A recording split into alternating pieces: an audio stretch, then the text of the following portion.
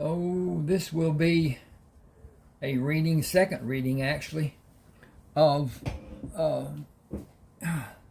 Jewella Crossing. Now, Jewella was a love interest of Heath, who was Joshua Crammer's youngest son. And they have traveled through the different states coming from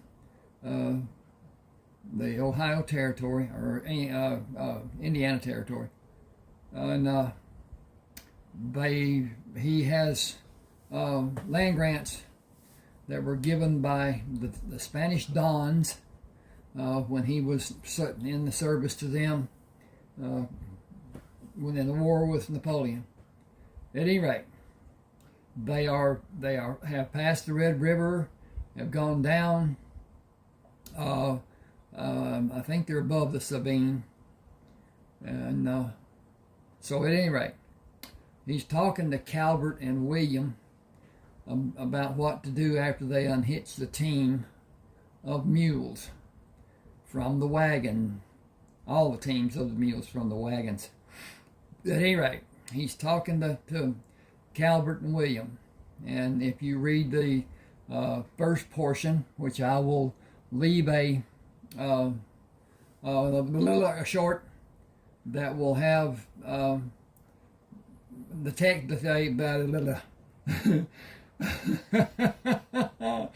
I've got several things on my mind right now, and they get all conglomerated. But anyway, I'll leave a link on a short to that first one, and I'll leave a link on reference to the first reading to the continuation, which is this one. This is a long book. It has 117 pages. It's 73,940 words. That is about the size of most ebooks. But at any rate, this is the third portion of the life of Joshua Crammer, from Joshua to Joshua's Way, and now to Jewella Crossing. I named it after two streets in Shreveport, Louisiana, Hearn Avenue and Jewella Street. And so Jewella's name is Jewella Hearn. And at any rate, after this, secession really isn't that important, but the lives of Cullen Allen and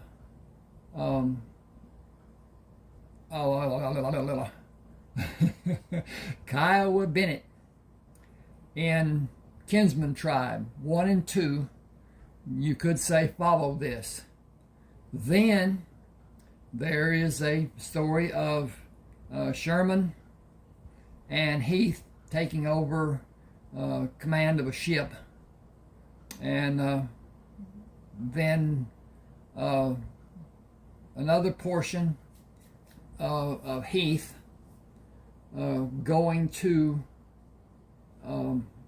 around the South America and up to Portsmouth, California, which is fiction.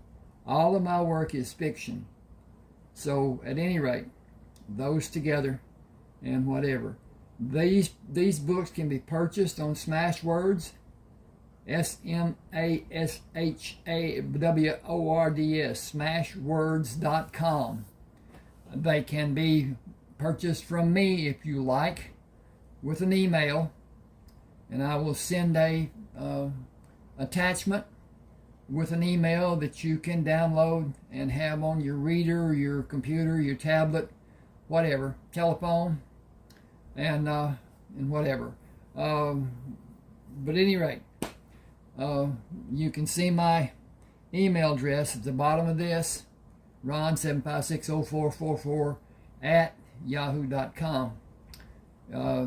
Send me an email, and we'll figure out a payment schedule and whatever, and what we can do.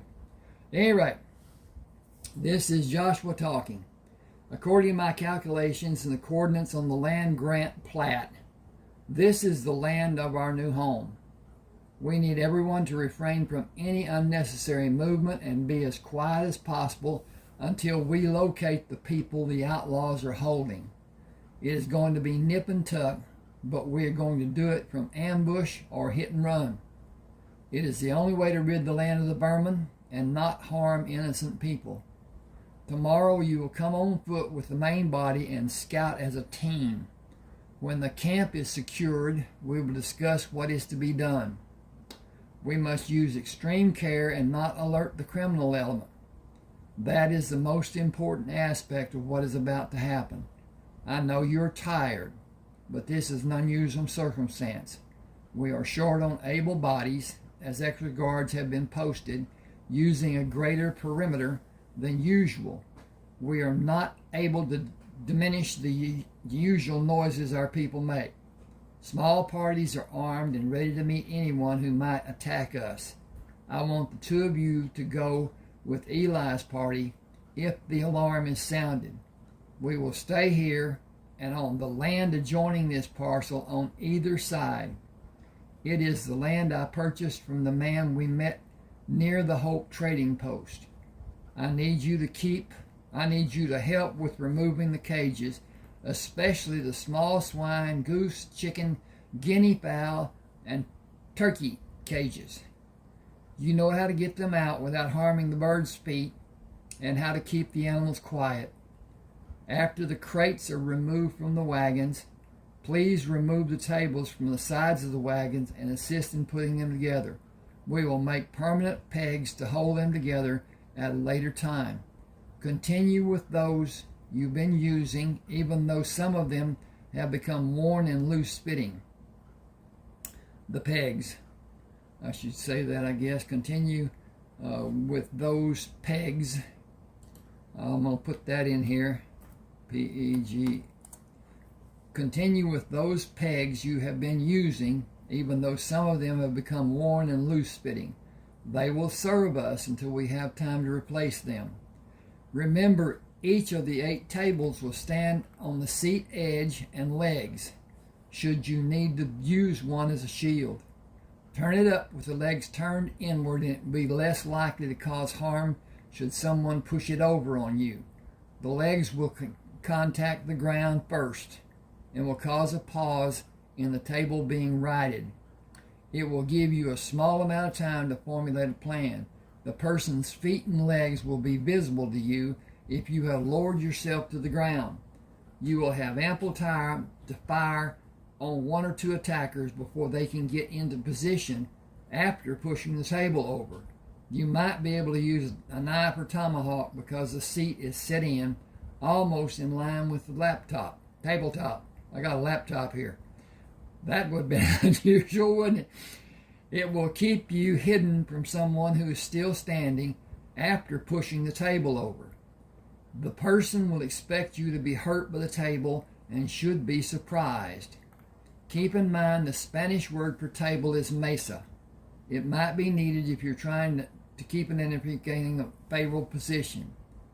Not tired.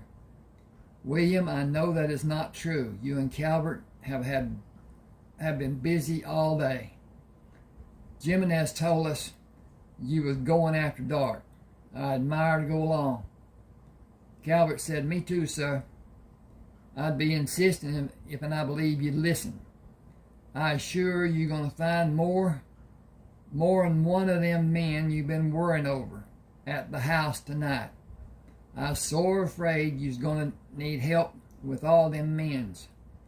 I wants to be there near about much as you do. You two absolutely delight me.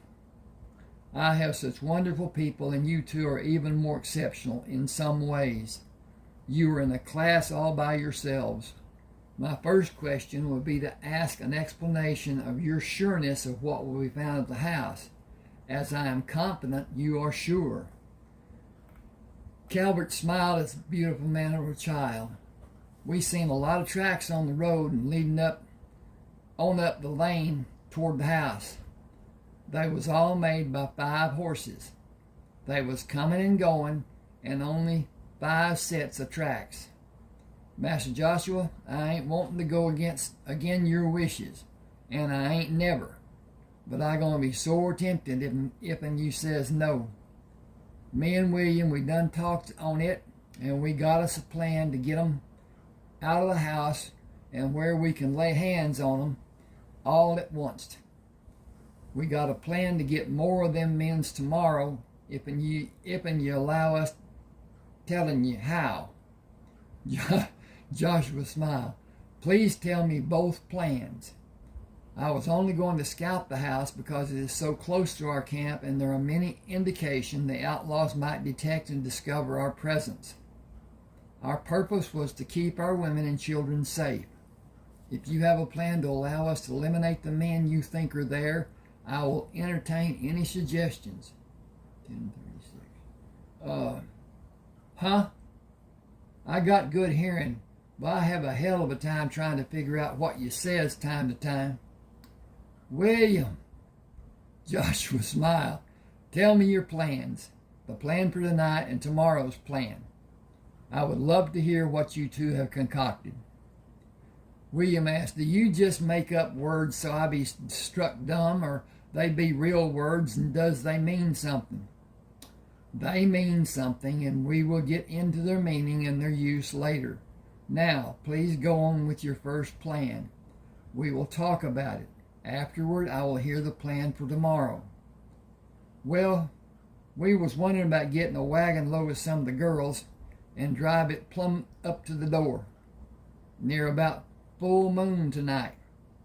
Me and Calvert can scout the house to see if they be watching and come back to you and t'others. We can see to lead the team right up to the house. The girls don't need to worry none about the team. We set the break and all our men be hiding when them men come out from the house. Leave the girls all have a bottle and call the men out to see the girls, and all of them get a snort. When they's getting a drink, they get got fast with no noise. Joshua asked, where did you plan for everyone to be hidden? Some in the wagon, and some standing bent over out of sight at the back of the wagon. Leave the ties loose and off on the side the girl stands on. Have the girls spread out for room so as we can move in. Some folks push and pull the canvas from t'other side and we jump 'em. Could be a couple of us on both sides of the house. Wouldn't want to get in each other's way, but be plenty enough so as we be able to get them all to once. Got to think what to do if when the women folks comes out of the house with the men's. We sneak up first and see if and all be right for what we is doing. Stand on the sides of the house if and it be all right. And t'others and the girls would know to come on. If and something be wrong, we go down to the wagon and see what else can be did. We need to stop them from making a loud noise and surprise them quick like so they can't. All right, I like the plan, but the women cannot be coerced. They need to volunteer without undue persuasion. Calvert waves his hands. Just wait and watch and see. Just watch how many jump when we go to talking about doing what is planned. You're going to have to choose who go and who stays. Glad it be for you to do. I tells any of them, if I tells any of them, they can't go and they might near get me if I can't run so fast. We say nothing until the meal is finished. Agreed? Yes, sir. I just want to watch the fun. Paul would have loved doing this. He looked at the ground and back at Joshua. That's spilt milk, I guess. William, I have observed the phenomenon often occurs where all is given back which was once taken away. Evil, no matter how great or small, never prevails. Remember Job? He was abundantly rewarded for his faith. I ain't never met him. He lived back in Indiana. Calvert spoke to William. The Lord let the devil do bad things to Job, and Job wouldn't call out to cuss the Lord. It be a story in the Bible. Can you read, Calvert? I can read the Bible slow like. Master Joshua called them words out strong as the blowing wind. Most all them books Master Joshua got, I has a bad time trying. William said, well, I can't read. Nary a soul in my family can read. I mean my old family. I marked my name good, but can't read a lick. We got some time, sometime. Sometime I can teach you some, writing too. I'll be beholden. Joshua smiled as they led the mules in the direction of the herd. He put his right hand behind William to grasp his right arm and pull William against his body several times. I have some beautiful, wonderful people. I am truly blessed. Have to say me too, because I got people like you and Calvert. Truly, truly blessed. After the guards finished eating and returned to their post, Calvert called, all of you women's come listen to me. You girls too. I got a story to tell. It's about sneaking up on them bad men's and stopping them from doing harm to them po' white women over yonder. We're going to load a wagon with women and take it right up the house, and some of y'all going to yell for them men's to come out and get a drink and play for a mite. After they swear us men's can get at 'em, we're going to bash 'em silly. Now, we only needs a few. Some can go, some got to stay. All of them were clamoring to go except the women who had children and Clarissa. Clarissa, you not going to go? Calvert, you know as good as I do that you got to have me. And all the girls that can keep calm and do what needs doing. We're going to lure those men out by acting like we're bad women.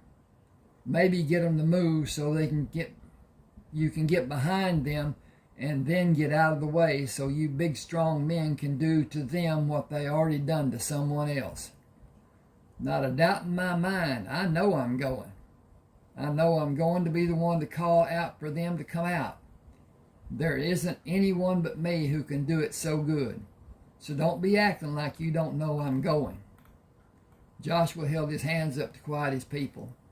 Nobody should have the idea of it being just fun.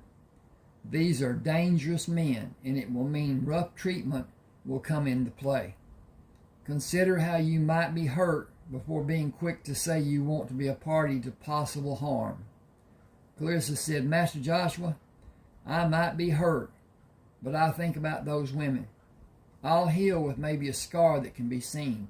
Those women have been hurt. It will be hurting the rest of their life.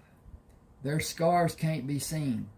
I'm going, and I'll do my best part. I'll do my part better than anyone else could ever do it. I'll convince those men to come out of the house so they can be bashed. Give me the chance, and I'll do some bashing of my own. Clarissa, the man who takes you for his bride had better be extremely strong and strong-willed with a good head on his shoulders and a large portion of patience. She smiled at Joshua and looked down when she said, he is. He's all of those things? Oh, she's saying that. He is. I'm going to put that up here so it doesn't look so bad. And delete that, and put that space there, and he's all of those things. Joshua was surprised. He is. Who is he? A chorus of voices chimed in unison. Silas. I had no idea. We have been so busy and there's been so little time for our personal relationships. Well, some of us at any rate. Silas sat at the table with his back to Clarissa. He stood. Been as we agreed. We've been as we all agreed. We've been where everybody could see us, and I kissed her some and she kissed me some. Been proper and open. Clarissa moved beside Silas and took his hand. You talk to us so many times about loving and liking the person we choose to spend our lives with. We are best friends. We know each other's ways. We will quarrel in a way that leaves room for love. We will respect each other, and we will allow the other to go on being a person and never a possession. We will belong to each other, but not own each other. Joshua walked to Silas and shook his hand, then took Clarissa's hand and placed it in Silas's. I couldn't be more shocked or more elated. I blessed the union. He held their joined hands up for everyone to see. People of my heart, I give you our latest married couple, Silas and Clarissa. Bless them with your love and help as I will, and as God will. He brought their hands down, pulled Clarissa to him, and kissed her on her forehead. Releasing their hands, he backed away. Please refrain from breaking the furniture. Be happy and prosper. Have a long and loving life. I bless your marriage. Bless me with serenity in your home. Everyone come and congratulate the happy couple. Please remember to do it quietly. Then we have a quiet raid to stage. The newly announced couple will be two of the main players. Joshua stepped back as Clarissa and Silas became surrounded by well-wishers. Freshly greased wheel hubs made little noise when the wagon... Excuse me a second here. I gotta rip on this drink.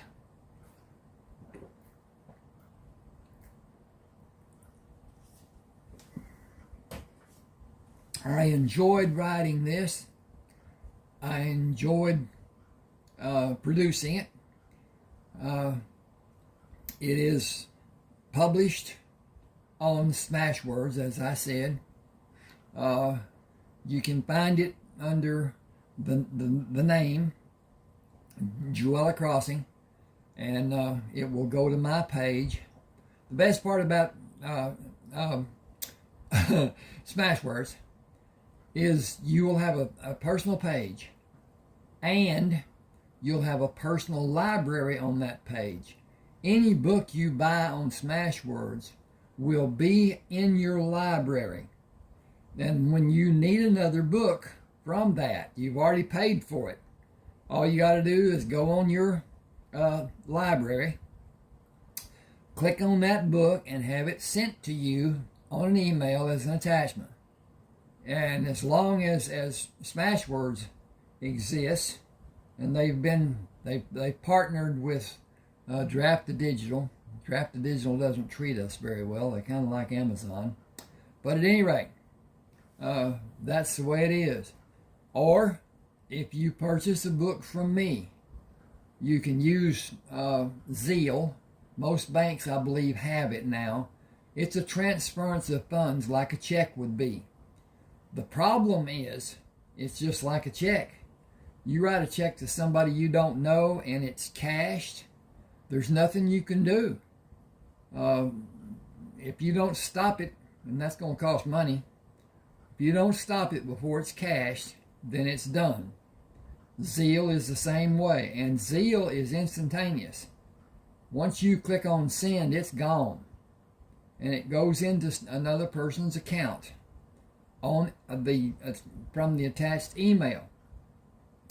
That's an announcement. It's not an actual transfer, but it's an announcement of electronic transfer, and it is done in that manner. That's what we're coming to, folks. Digital banking. And well, the pennies have already succumbed. And I believe if they look around, some of the other nations, such as the Philippines, have paper instead of coins in the smaller denominations.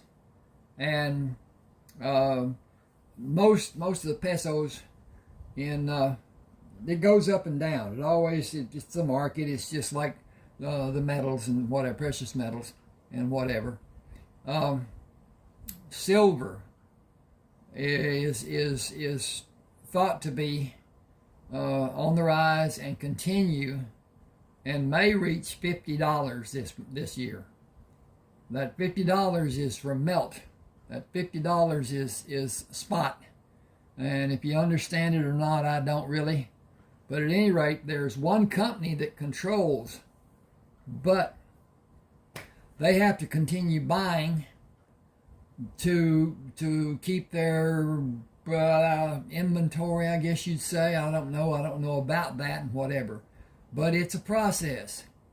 And when the Hunt brothers tried, I think it was Hunt brothers, anyway, the brothers, two brothers, tried to corner the market on silver. What they did, they borrowed a large amount. Well, with the large amount being purchased, the price falls because the demand being what it is. Then, after the price falls and they don't purchase anymore, it comes back up. As it starts coming up, they purchase more. That knocks the price again. At any rate, supply and demand is the reason silver and gold go up and down. Now, gold is less controlled than what silver is, but at any rate, I'm going to get back to this, and hope you enjoy it. Give me a like. That means so much. Subscribe to my channel. I didn't even think about that. Subscribe to the channel. It doesn't affect your equipment whatsoever. It's all on YouTube. The subscriptions, the comments, everything does not go on your equipment. It does not slow your computer, does not slow your phone, does not slow anything until you pull up YouTube. Then it's all there. You can have 1 million subscriptions if you want, if you can do it, if you have time and whatever. But those 1 million subscriptions are on YouTube. They're not on your equipment. So some people are afraid they're going to get too many, and it will slow their reader or their phone, their computer, their whatever. It will not, because it's all on YouTube. And YouTube is the server. And that's the reason that it's like it is. I get paid a pittance. I mean a pittance. If you watched the ads that are done through this video and the other videos. And I have not said, I should have, I guess. I have 30 ebooks published. I have one ebook that is not published because I just don't want to, and don't have a cover for it or whatever. I have read from it. It's called Coal Buyer's Bounty Hunter. I have a book in my mind to write that is about the two guys that helped Wilson Crammer after he is identified in Denver, Colorado. This is in Mutual Transitions. Love the book. I love all my books. At any rate, Craig and Jim Ellis are associated, and they help and blah blah blah. But anyway, that's another story. Okay, Ronald Walker on YouTube and Smashwords, and hope you enjoy. Freshly greased wheel hubs made little noise when the wagon slowly moved toward the house at the end of the tree-lined lane. A split rail fence divided the fields of corn from the lane and the animals which traveled the lane. The lane was dirt with few rocks to be struck by the iron tires. In the wagon, all were still anticipating of the coming event. No one spoke with fear of being heard. Everyone was reveling in expectation of a complete surprise. Silas led the front mule on the right, while Zeke held the following mule. Clarence held the left tandem mule, as Butler followed with the trailing mule across from Zeke. Each was to lead the mule and keep it quiet, with attention to a possibility of braying. Even though a mule might be harmed, the men were ordered to employ any means to keep it quiet, as many lives would be in jeopardy if any noise was allowed. Clarissa sat on the seat on the right side. Silas was to help her down, then crawl under the wagon with Zeke. They were to wait for Clarissa and Jane to position the man who came to them with their backs to Silas and Zeke. Darla and Kate were positioned at the rear of the wagon where Jimenez and Eli would wait the third and fourth man. Joshua would take the last man who came from the house. Stealth was to be employed if possible. As a secondary plan, Elias, Luke, Thomas, Daniel, and George hid inside the wagon. I got to change this. If you want help, it's just a second here. Inside. I wrote it in the wagon, but that doesn't tell you much.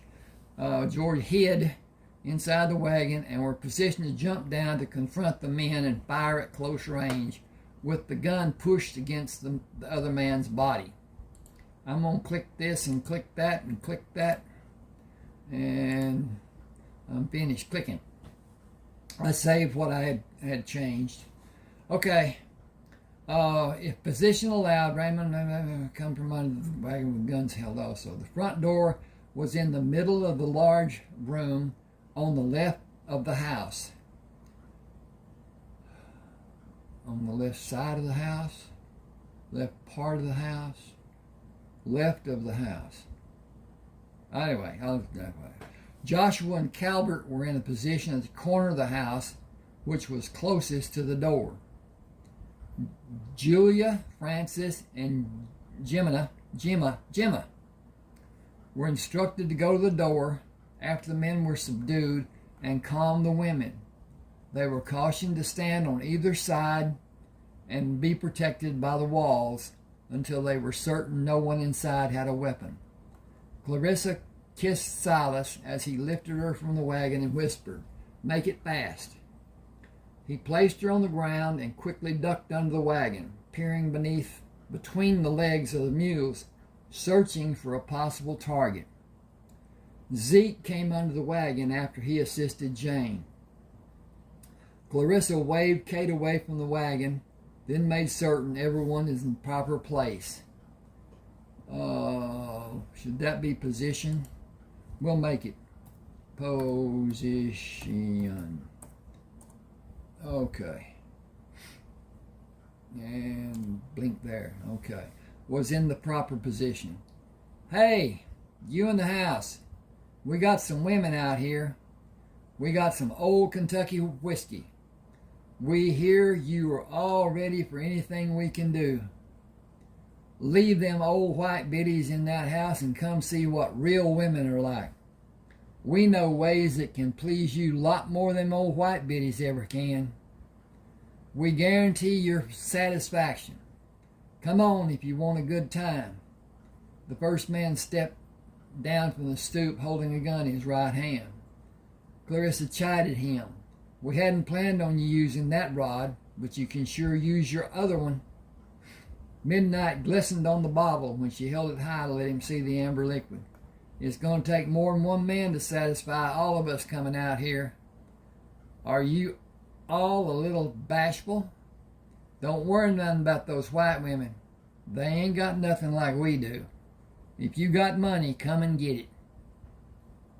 Standing at the side of the house nearest the door, Joshua heard the men talking.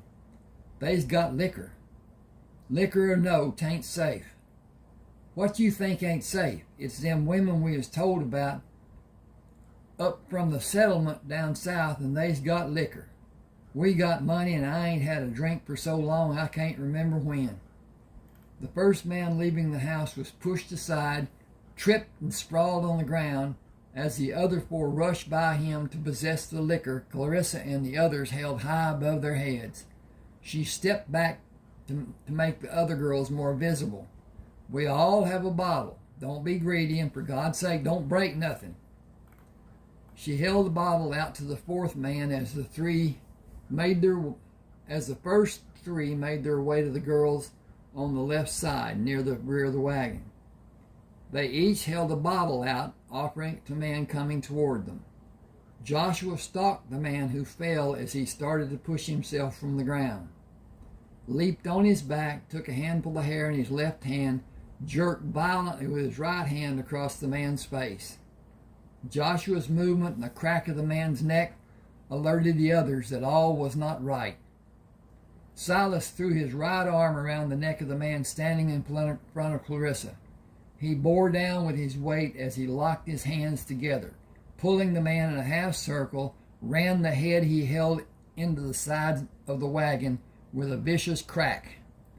Jimenez looped his arm around the body of the man standing with Kate. He brought the smaller man off the ground and bore down with all his strength. Bones shattered when air and life left the man. From behind, Zeke brought his fingers around opposite sides of the smaller man's neck and crushed the flesh front to back. Larynx and trachea flattened against neck bones as life exuded from the man. Darla was pushed aside as the man with her dropped the bottle and ran. His thought to flee, escape death, and be lost in the night ended as William crashed into him. William followed the manner of Silas and ran the man standing upright into the wagon wheel. He compressed locks of hair in his right hand and violently pushed the man's head down to crush the man's skull into the iron tire, which circled the wagon wheel. Excuse me just a minute, I need to check on some stuff I had not checked on. There you good. Okay, dookie. Joshua surveyed the scene. Satisfied that the men had all been dealt with, he called to the people in the house. We are friendly and mean you no harm. Calm yourselves. The crisis is over and the men who came outside have been disabled. We are farmers and have the ground joining this place. You are safe now. We need you to come out so we can all be safe. Have no fear. Nothing more will happen tonight if no one threatens harm to my people. Please, come out so we can see each other. Are these the only men who are here? Yes, that's all of them. How do you know we won't hurt us if you come out? If we intended to hurt you, would we need to come outside? Would we need you to come outside when we have plenty of people to come inside and bring you out? I'm coming out. I don't want to be alive to see my kids hurt no more. I'll die first. All alerted to possible danger, Joshua used a hand sign to move his people to safety. He waved the girls who were at the front of the house to opposite sides of the house and stood alone as the woman came down from the stoop. She had been badly beaten. You're a white man. God be praised. All I seen was Negroes, and they saved my life and my kids' lives. She stood over the man William had eliminated. Give me a gun so I can kill him. Ma'am, he is most assuredly dead. All 5 men are quite dead. Maybe he is and maybe he ain't. Let me die, but first let me shoot him. Give me what I can't do before, and let me kill him.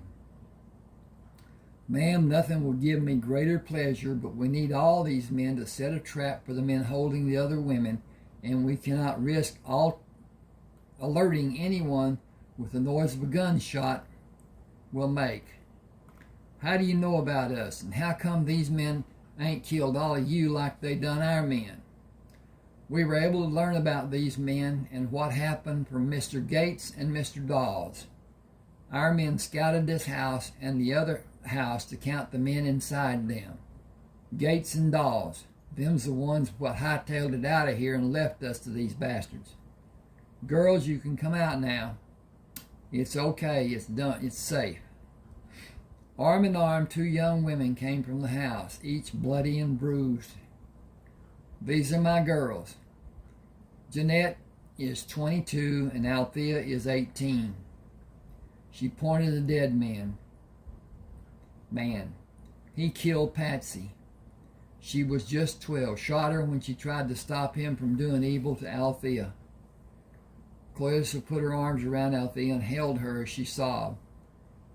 Jeanette stood with her arms folded across her body, pitifully staring at the ground. They hurt Jeanette. They all beat on her before she stopped fighting. Althea fought and fought even till they all came up. Even till y'all came up. They hit her and hit her and hit her. But she wouldn't give in. Althea said through her sobs, "They'd have killed me to make me stop fighting him. They tricked Jeanette." Both girls, weeping, grew into high-pitched wails. Her mother motioned to Jeanette. They took her in the back room and said they'd kill Jeanette and me if Jeanette didn't stop fighting them. They used her bad.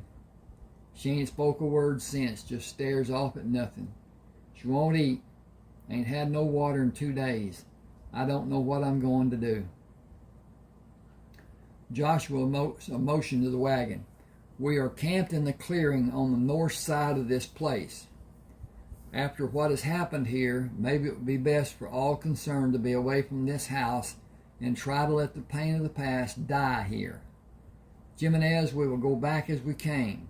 Load the people and 3 women in the wagon, and everyone be alert for problems. William will go with me. Give us a minute before you follow.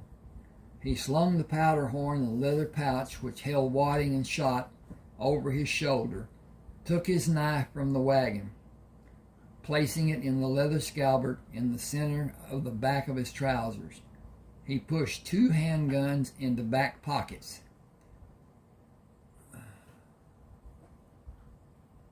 Hang on just a second. Okay, that just shouldn't be there. That's all it is.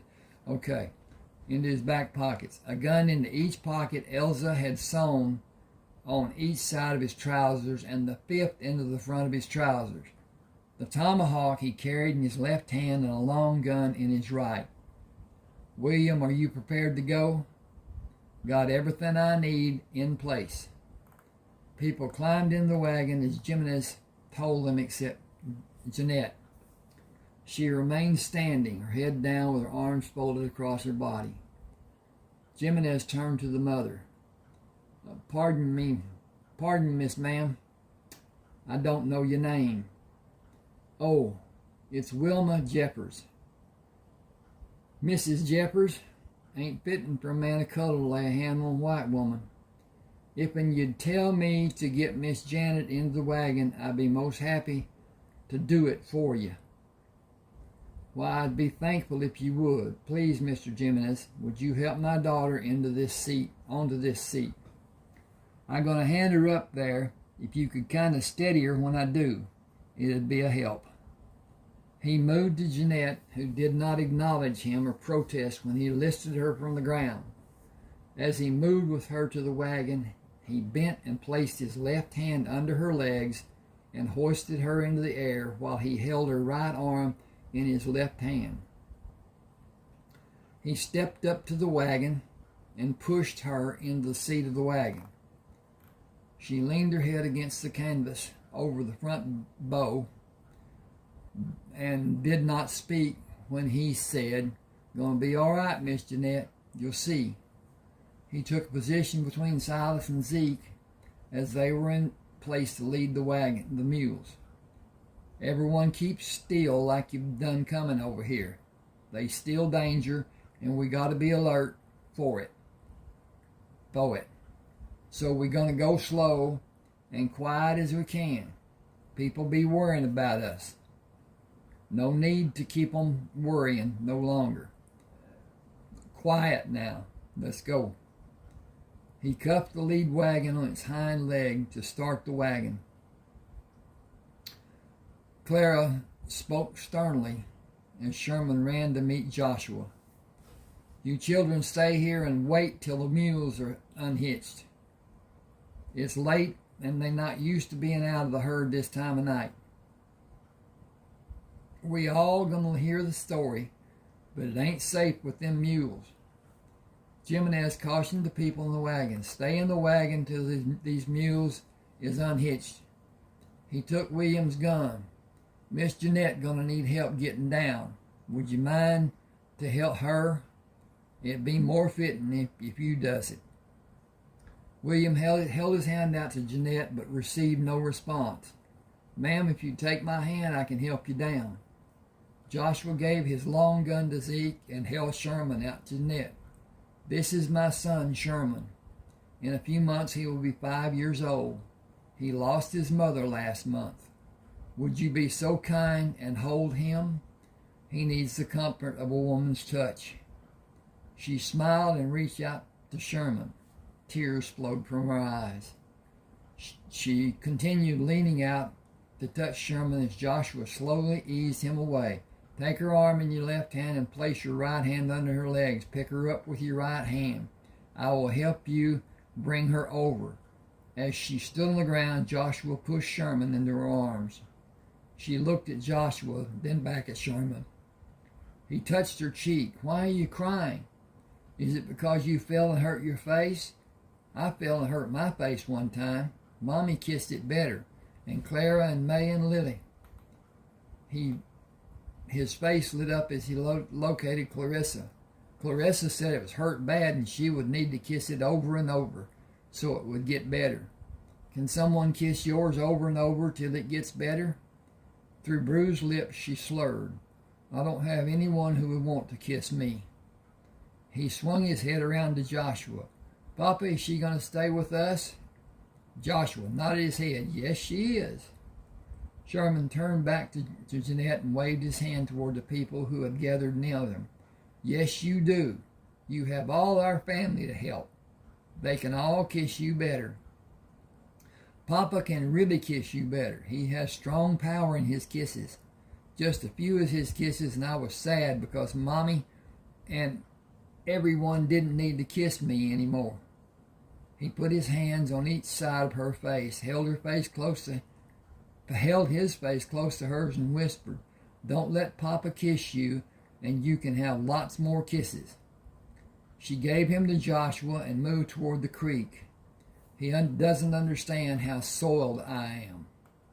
He nudged Clarissa. Will you please go with her? I will. All you girls come with us. As Jeanette moved away from the group, Clarissa turned and walked backward. She is going to need new clothes. Clara, would you look through mine and find what she needs? My things won't fit Miss Jeffers or Miss Althea. They're too short. I don't think my dress is going to reach the ground on Miss Jeanette. Excuse me. Just a tickle. Excuse me while I do this over here and help this out a bit, I hope.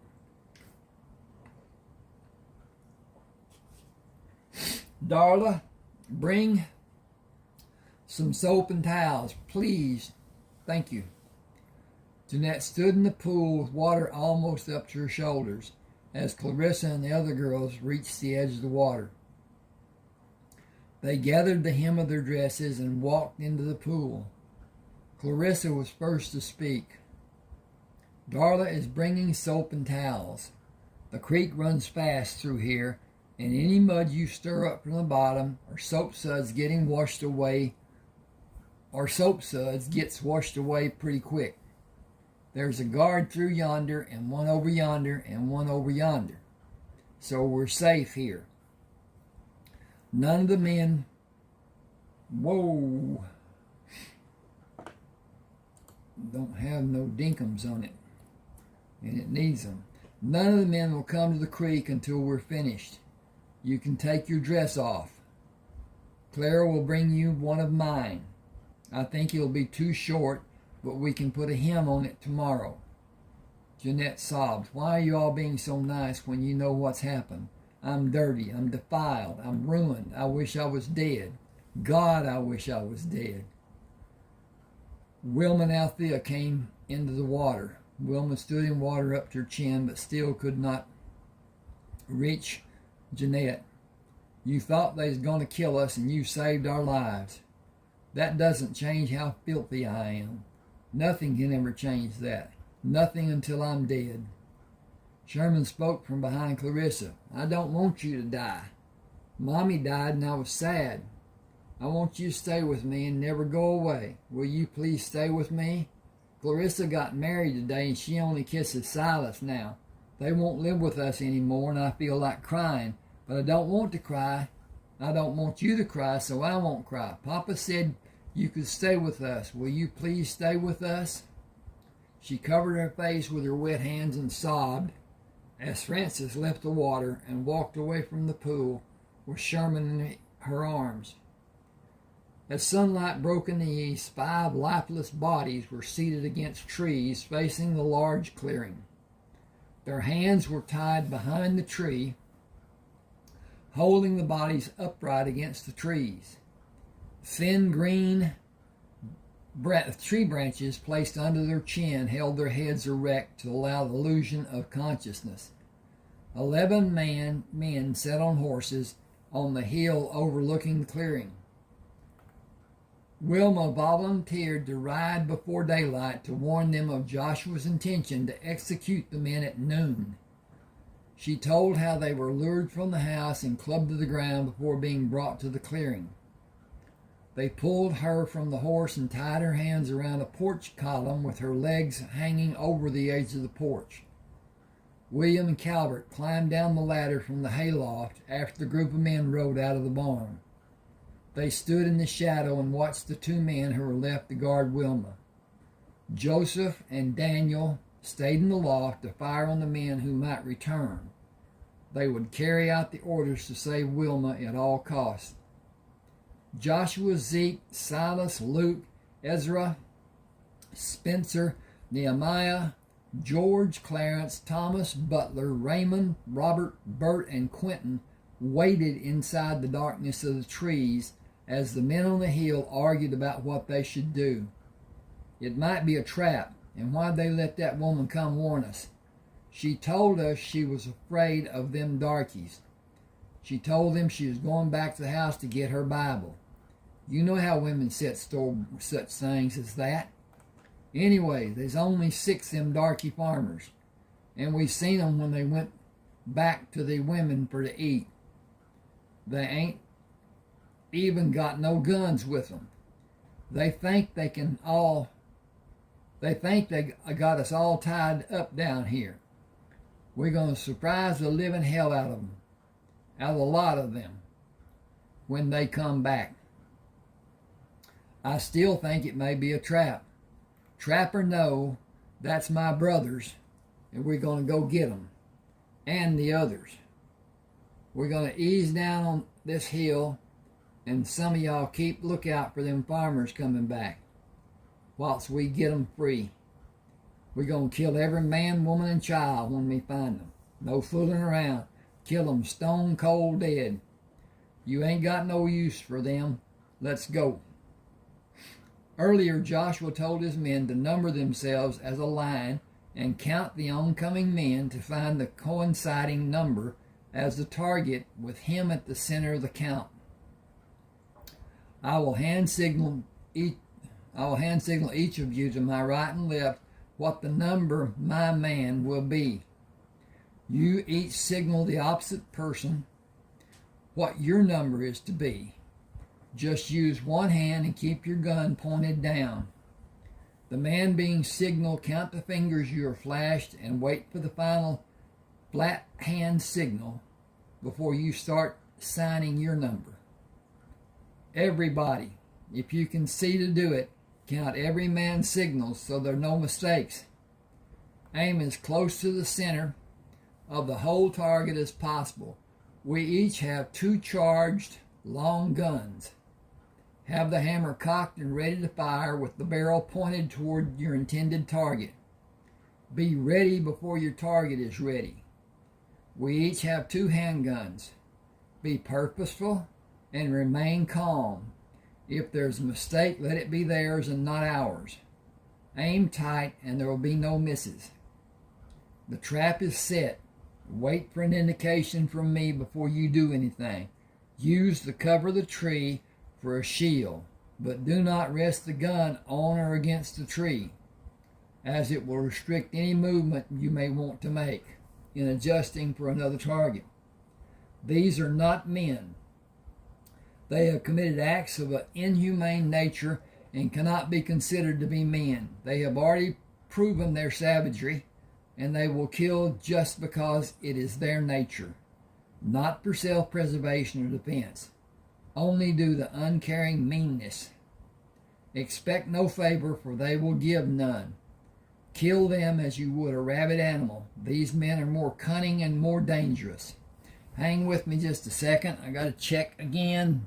Stand up and get whatever and see what's what. And we're doing okay, I reckon. Yes, okay. I think my last time I used this phone, I had a cover on it. I think it got a little hot. So I've got the air conditioner turned down lower than it should be, and I've got a fan running overhead. So got all that and whatever. The light that I have on the Jewella crossing cover may be a purpose for it, but then again, may have been something else too. At any rate, it stopped before I was ready. Okay. Half of you come to my left and half to my right. Keep a small interval between the man on your left and on your right. Stay close enough to be heard by either one of them. I'm going to just get rid of that one because that doesn't need to be there. Stay close enough to be heard by either of them. Pass your message in a normal voice to be certain you are heard. If you hear a loudly spoken message that is not a number, the trap has been discovered and surprise is not needed. Keep your gun barrel out of sunlight to avoid showing yourself. Do not leave the protection of trees for any reason, even if you cannot get a clear shot. Let another take that man and you take another. Better to kill him twice than not at all. Take your positions, signal, and then do not move. The men came down the hill, spaced apart in single file. At any alarm, ready to flee and return to fight. Joshua did as he instructed the men and counted the number of men. He took the fifth man to keep some of his firepower in reserve and ease the problem of signals to be given. He flashed the hand signals right and left and prepared to fire as the men moved toward the bound men on the ground. As the fifth man came into view, directly in front of Joshua, he fired. A crescendo of firing followed his shot. He quickly placed the spent gun on the ground and brought the additional gun into firing position. Nothing remained as a target except fleeing horses. A man tried to rise in a position to his left. The man fell to earth as two guns aimed at him were discharged. All was quiet. Zeke, Silas, take your positions. Everyone, watch your man for any movement. Shoot only if it is safe. Otherwise, sing out and we will decide who shoots. Zeke moved around the left in a flanking action as Silas moved to the right. Each of them made certain the man was dead before he moved to another man in the line. Silas called, "Live one here." He pointed the handgun at the man and fired, then switched guns and moved to the next man. He and Zeke met at the sixth man, whose eyes were open and moving. Zeke shot him. "Didn't want you to have to clean 3 guns tonight." He turned and signaled Jimenez to bring the wagon down from the hill where it had been concealed. The last of the dirt was being spread over the grave as Wilma, Calvert, William, Joseph, and Daniel came down the hill to the grave sites. Joshua spoke to Wilma. 5 men buried in 2 graves and 6 men in the last. With your help, a complete success. Where are the other women? Wilma stared at the ground. They's all dead. Those bastards killed every single one. May they rot in hell for what they done. William moved near Joshua and spoke in an ear whisper. There be dead bodies at all 3 houses. Some fresh killed at the house where these men left. Another day, and there would have more than likely gone. They would have more than likely gone to kill all of them that was left.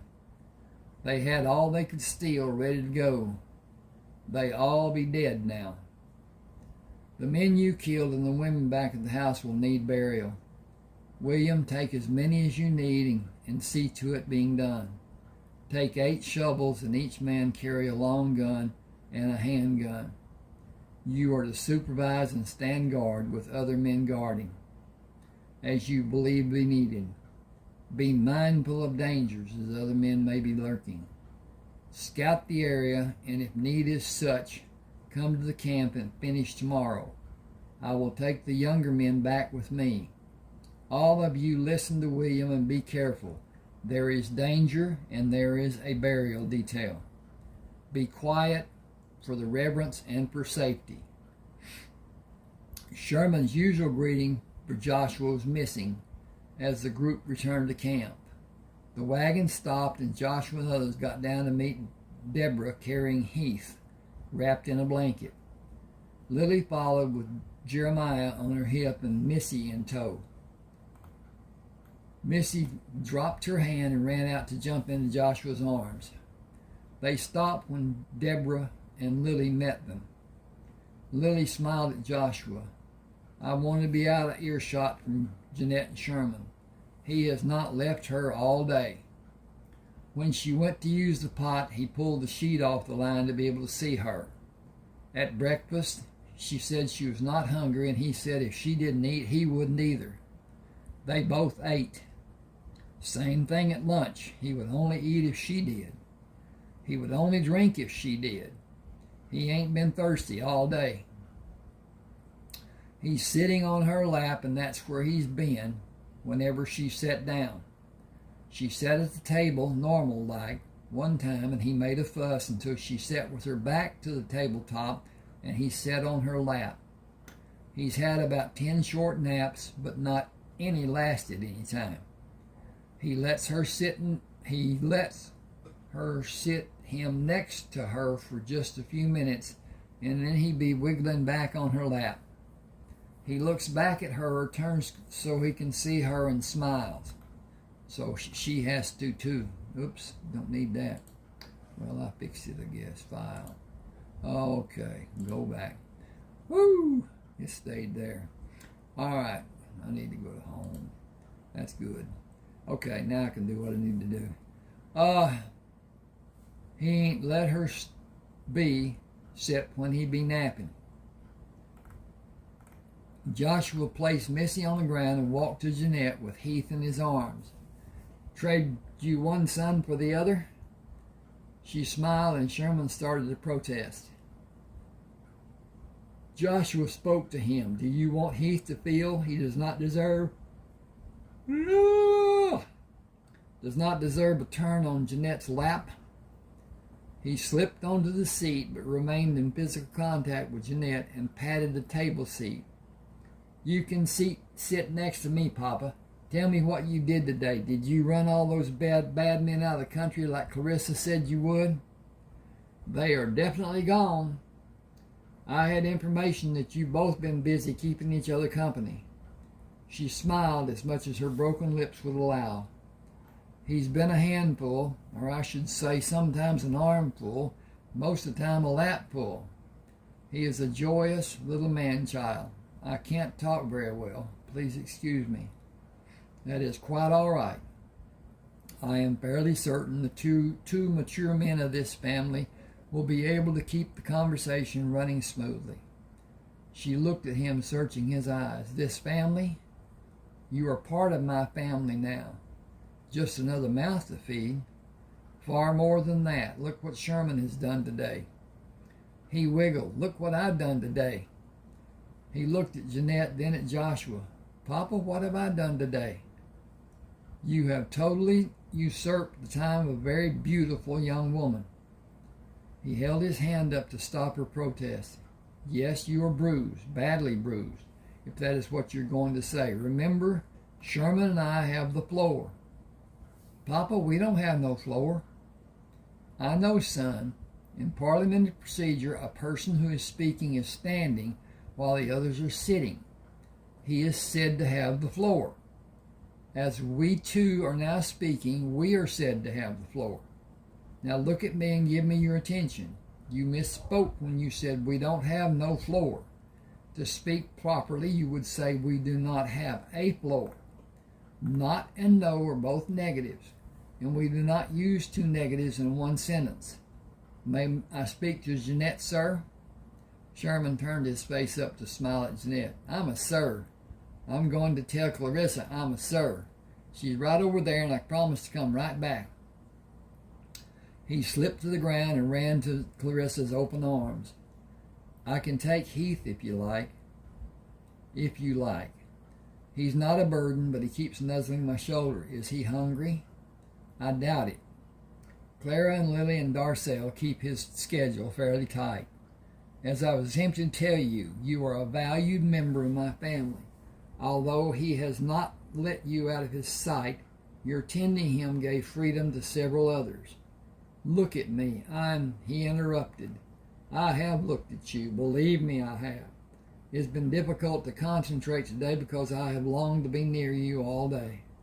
Because I wanted to kill myself last night? I asked myself that question. I cannot rule that out.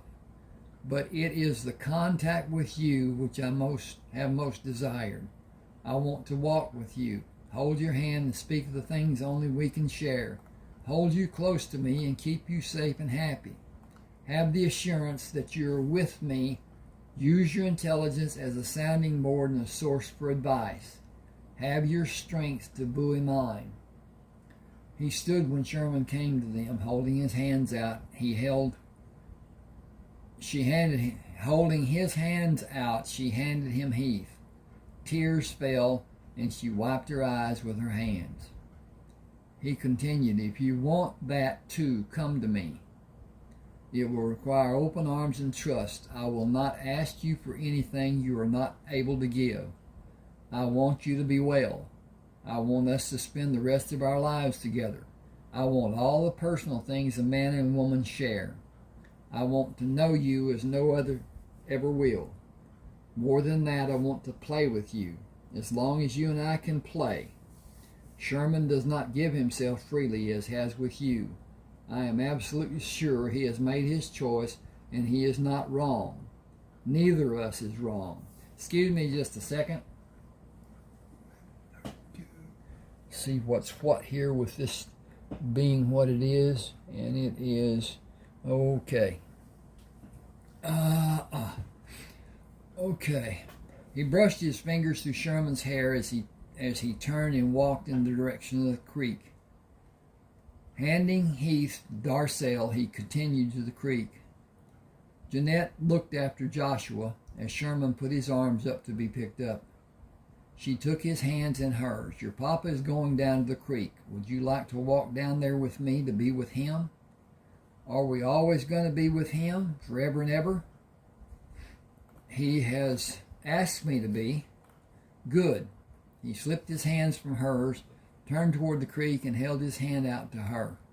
With her hand in his, he looked up at her. Let's go, Mommy. Joshua saw her reflection in the still pool when she moved beside him. She leaned against him and put her arm around his waist. He drew his arms over her shoulders as Sherman wiggled between them and put his arms around each of their legs. I am terribly sore. You will be for a few days. It will be a bad memory, and it will last until you learn to live with it and drop the guilt. That is the harshest and hardest part. You must stop carrying the guilt. You are the same wonderful person that had everything to live for just a few weeks ago. You brought joy into so many lives, and you're so deserving all the blessings you're able to receive. He paused.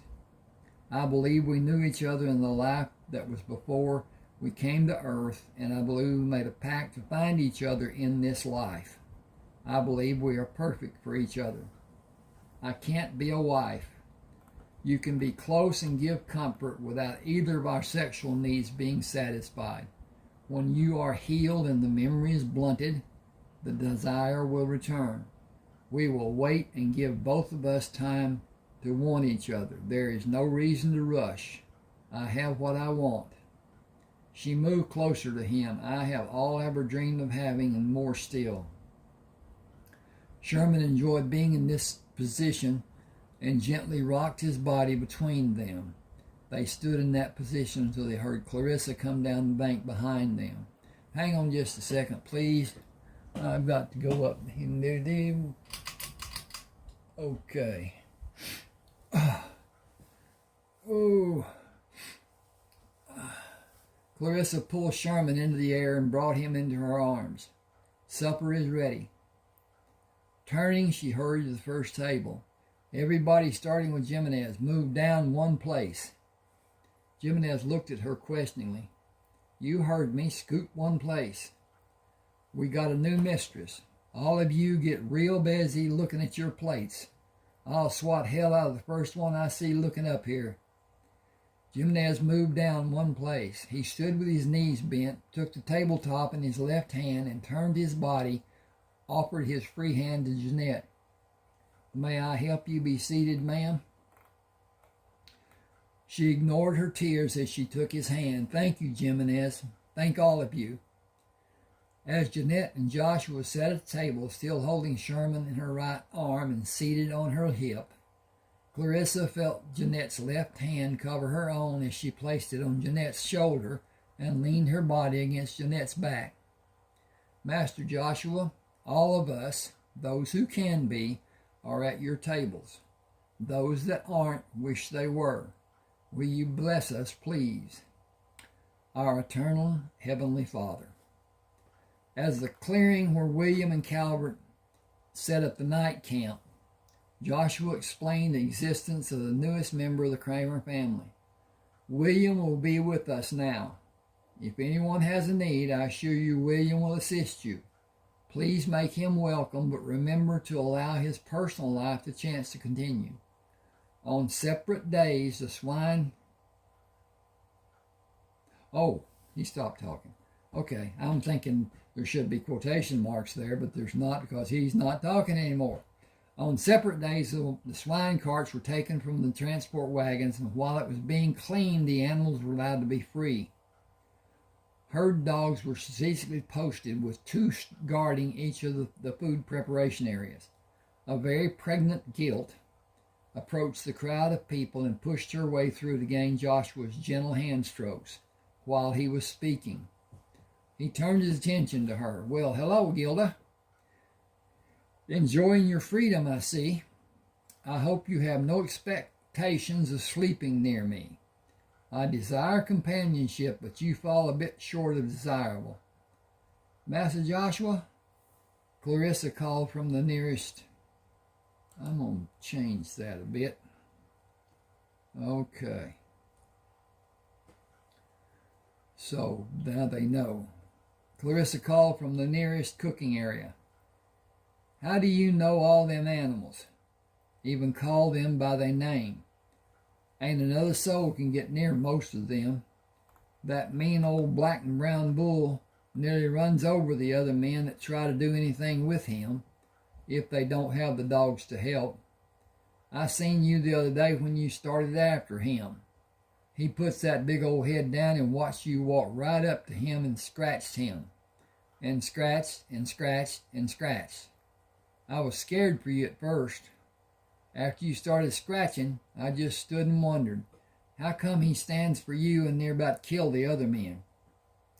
As with Gilda, I have spent time building a trust with the animals, and as to your next question, it has not happened quickly.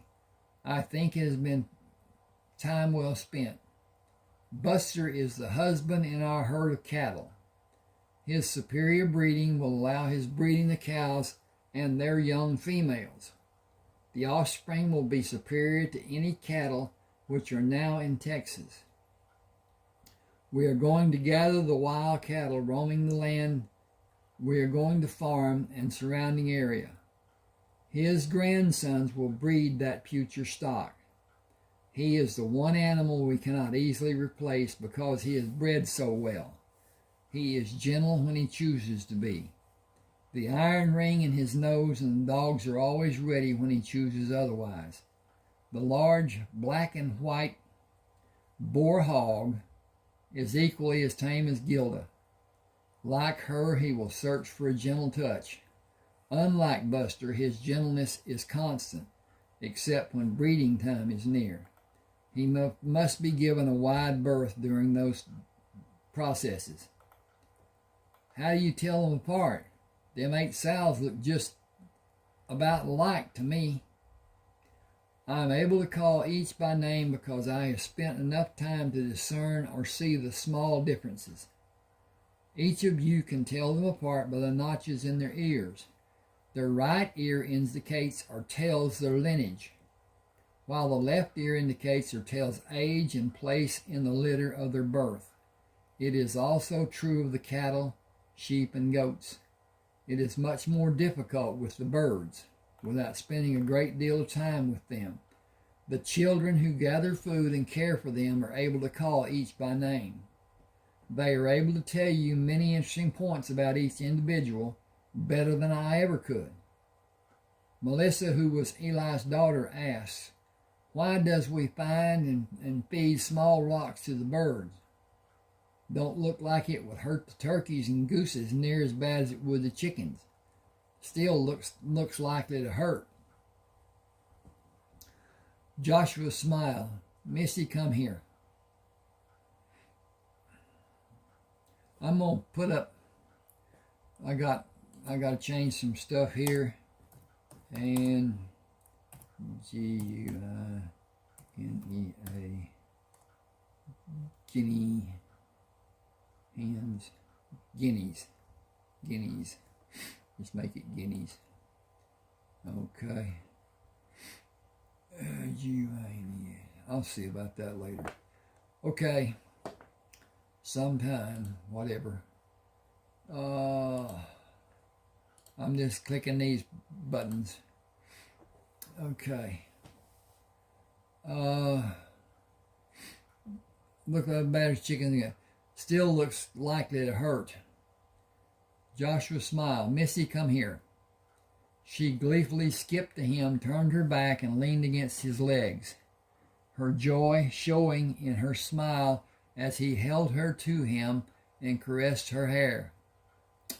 The rocks help grind the bird's food and aid in the digestive process. The rocks stay in the digestive system long enough for the sharp edges to be ground off, and the rock passes easily in defecation. He gently pulled her face up to look at him. "Missy, do you know what defecation means?" "Yes, sir. You told me it mean when we do our private thing." The group laughed when she said, "It mean we go number 2. You are a very good student. I'm very proud of you." "I know. That brings me to a point which I have long awaited. We are no longer under the watchful eyes of an overbearing society. We are now all afforded the freedom, even the luxury, to exhibit the ability to speak to proper speech. It will no longer be necessary for you as individuals to speak in an old expected manner. The older people and the youngsters can all speak now in whatever manner they choose." Just a second. Thank you. "Without fear of reprisal. We are not going to be near a large group of people as we were in Indiana and before. I will make every effort to teach all of you who desire proper speech. Perhaps we will be able to help. You will be able to help me. I give you this task, this sacred burden. Teach our younger children as you will one day teach your own. Teach each other. Learn from each other. William, that indicates you. That includes you. Excuse me. Both as a student and as a teacher. You have so many gifts to give, and there will be an abundance coming back to you." Jimenez interrupted. "Joshua is saying we can talk normal like white folks. It'd be a little late for me. Habits is hard to break, but if one of you hear me speak wrong and it ain't where it worries nobody, you can ask me if I should have said it different. We're going to get a lesson from somewhere. We as a family, and we're always going to be. Just remember, say little as you can when you're around strangers. What Jim said is true for all of us, no matter what your age may be. You are all children of my heart. He turned his head to look at William, including you. Now, all of you hear what I'm saying. You each have the luxury of either teaching or not teaching each individual you may interact with in our family, except the small children. Those children who are under the age of 6 have parents who bear that responsibility. Those over the age of 6, or even those who are 6, the older person does have the responsibility of not only guarding but also teaching. Have no fear that it may be accepted or it may not be correct. Learning is the thing which is important. We all have the ability to judge what seems right or wrong. Sometimes it is the judging which is most important. William, you have the greatest ability I've ever had the good fortune to witness. It is your ability in the surroundings of nature. You have the ability to follow the tracks of another person or an animal with equal ease. You can outdo my abilities in the woods or on the desert floor. Please impart in whatever fashion you may deem justified or needed, any lesson you may see as needed. We have always done more than was expected. You have always done more than was expected of you, and for that you have my gratitude and my favor. William pointed in Calvert's direction. Then I expect you ain't seen all Calvert has learnt. He's most good as me, and quick as a cat. If I ever busted up and lost, I hope it be him coming looking for me. Joshua smiled at Calvert. I had hoped you would be able to learn from William. I am glad you have applied yourself. If I am judging Clarissa's hand signals correctly, it's time to eat. She smiled. You are. Everybody come to supper. William, if you please, sit across the table from Jimenez on Master Joshua's left. It will be your place from now on. When we sit down at the table, it is to eat. Sometime it has to be fast, so the ones with the animals and standing guard can come to eat when they are relieved. You can take your time unless you're needed. Most of the time we are pretty relaxed and not hurried. We mind our manners, but mostly we eat. If you need something, just ask and it will be passed to you. Be aware that something may be passed that you may need to help pass. Be aware that something may be being passed that you may need to help pass. Please feel at home because you are. Children, your places are set. Leave William so he can eat. And remember, if you leave food on your plate, or if you haven't got enough on your plate, we will all be plenty glad to help you. Now be quiet for our blessing. William moved around Joshua to sit in his place. I don't talk like humans. Clarissa motioned him to be seated.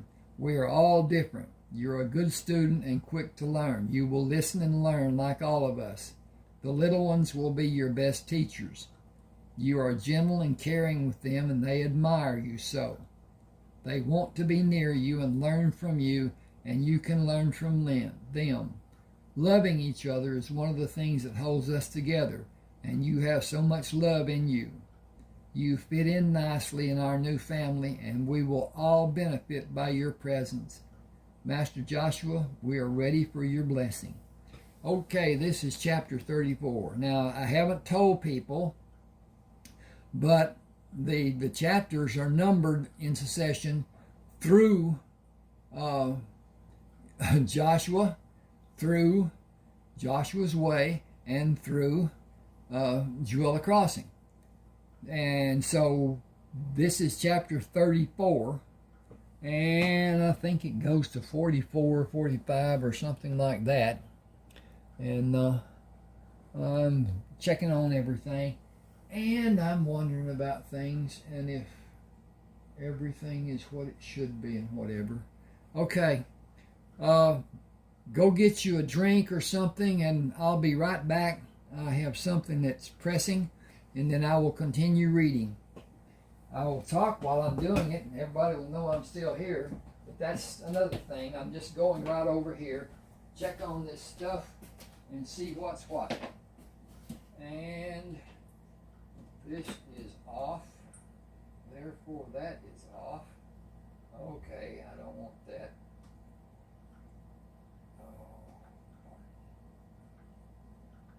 Okay. Alrighty.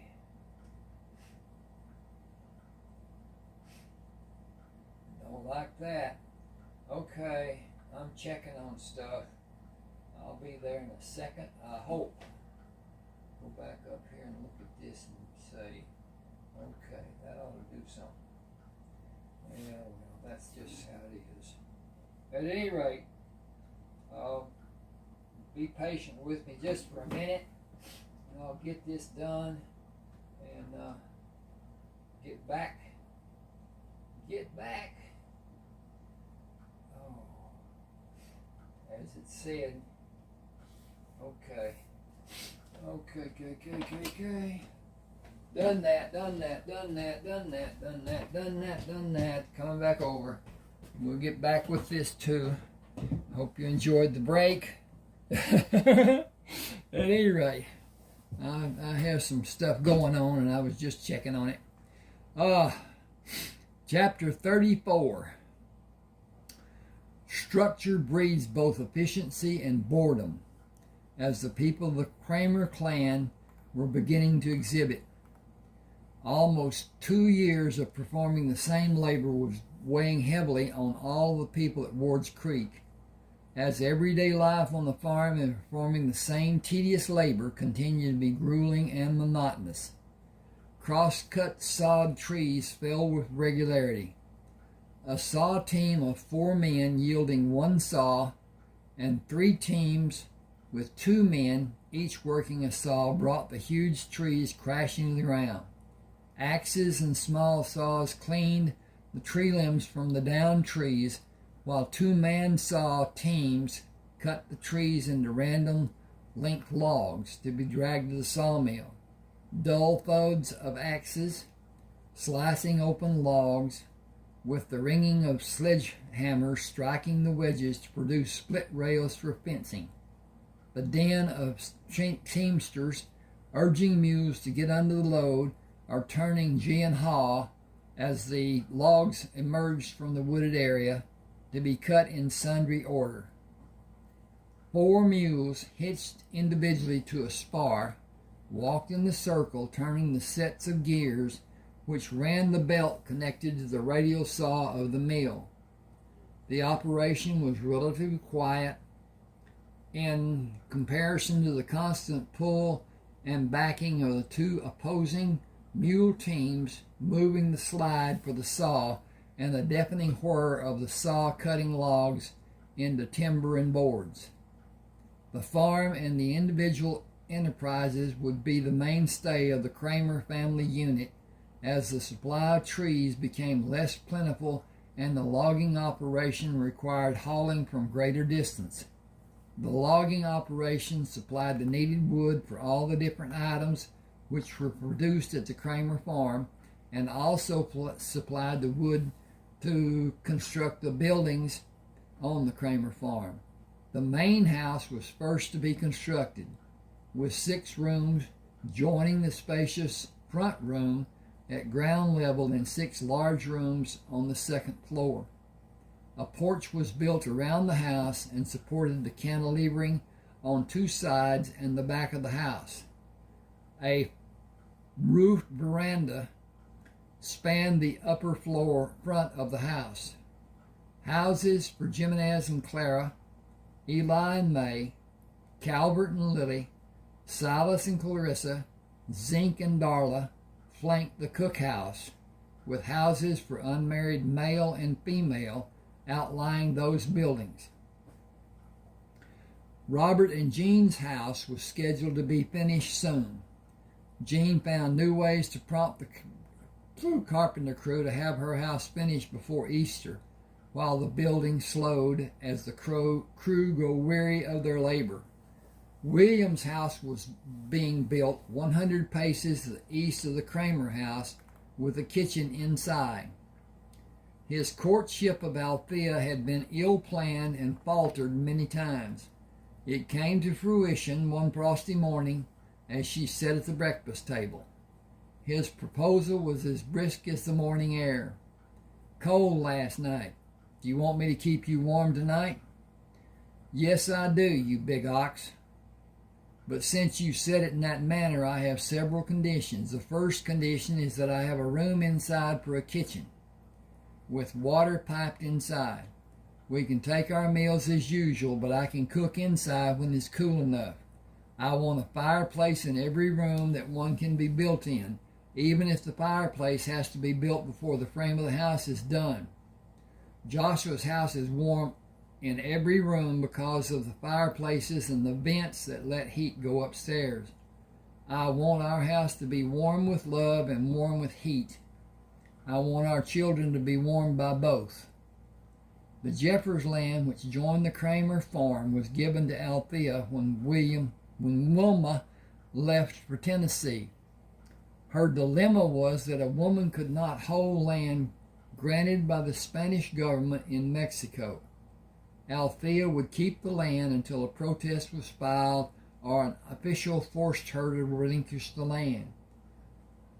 William's amorous attention was a welcome solution to a problem. The 3-story barn had been under construction from March through September of 1834. A 12-stall farrowing house had effective protection from the cold north wind by the towering barn. Corn in abundance had been gathered from the fields of the 4 abandoned farms. The 4 gardens were specialized, as each grew 2 or 3 varieties of vegetables, plus small amounts of the patron's favorites. The harvest of each had been planned as a communal sharing and was staged to allow time for each to be gathered. Aroma of vegetables, cooking for canning, wafted across the compound through the days and nights to keep pace with the harvest. The clay pots were ready, and beeswax sealed the lids, which were held in place with pressure from a harness of wire. Clay pots, wax, and wire were all produced by the members of the Crammer family. Ripening fruit from the trees Anton Gates planted became a quandary for anyone Missy could entreat to garner a prize for her, until Jimenez assigned people to gather the fruit to be canned or dried. The fruit trees were bare, and Missy found new ways to worry everyone for attention. Living was good for the Crammer clan until the novelty of newness became routine, and routine became old routine, and gradually grew to tedious, repeated labor. A party would have been in order in a diverse society, but the nearest people were many miles of difficult travel from the Crammer family. Joshua left the crosscut saw standing on one end against the tree as the 4-man crew of Joshua, Jimenez, Silas, and Zeke moved to the water bucket. They employed the standard contortions to loosen cramped muscles as they walked slowly. Excuse me a second here. I need to look. Yeah. Whoa. Did that stop? No, it's okay. Okay. I thought my recording was stopping. At any rate, the leather goods... Oh. This cutting should finish the load on the 12th wagon. We will soon have enough lumber to sell. The leather goods will bring a good price. I have no reason to believe the powder will not also. There are several partially broken horses. The young mules are only eating our profits. It will soon be time to make a discovery trip south of the bayou and try to locate someone who might be able to trade for or buy the things we have. We will take the horses and mules to sell on the first trip and take the wagons with the forged and manufactured items for sale to the local people or to a store or perhaps to a blacksmith. For the second trip, we will load all the wagons which do not have wood on them with the other items and use the older mules which we need to sell to pull half of the wagons. If the wagons are not sold, they will be double hitched to be pulled back to the farm by the younger mules. Eli has barrels and half barrels which can be sold. We will stuff any cracks and fill the wagon with corn to a few inches below the top of the sideboard. Then put the half barrels upside down and work them into the corn. Crowd them in and let them support the barrels we place on top of them. Fill those barrels with corn and just float the top of the barrel. That should be the cover. That should be the cover. Float the cover. Dink, dink, dink. Just float the cover of the barrel. The lids for the half barrels will be pushed on edge into the corn. We will be careful not to overload, as we will not have many places to carry extra axles other than the ones with a spare tongue under the wagon. I believe there will be a large demand for flour, and we can sell or trade small portions to individuals, and perhaps we will find a store to sell to at a later time. We have much that people want. Robert and his crew will have 8 or 9 wagons finished before we come back. That will give us a total of 26 or 27 wagons. We will sell most, if not all of them, if the price is right. Daniel and George and the carpentry crew will have been especially busy. Excuse me, I'm going to back up here. Daniel and George and the carpenter crew have been especially busy and built cabinets and doors that can be sold. There are 3 wagons loaded with doors and 5 loads of cabinets. A bridge over the river is being planned as it is needed. Our cuts which widen the streams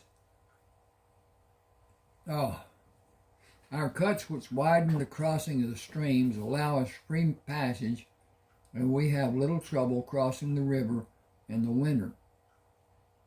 But in the late spring and summer, the water level rises, and it is better to have a bridge and not need to float our wagons.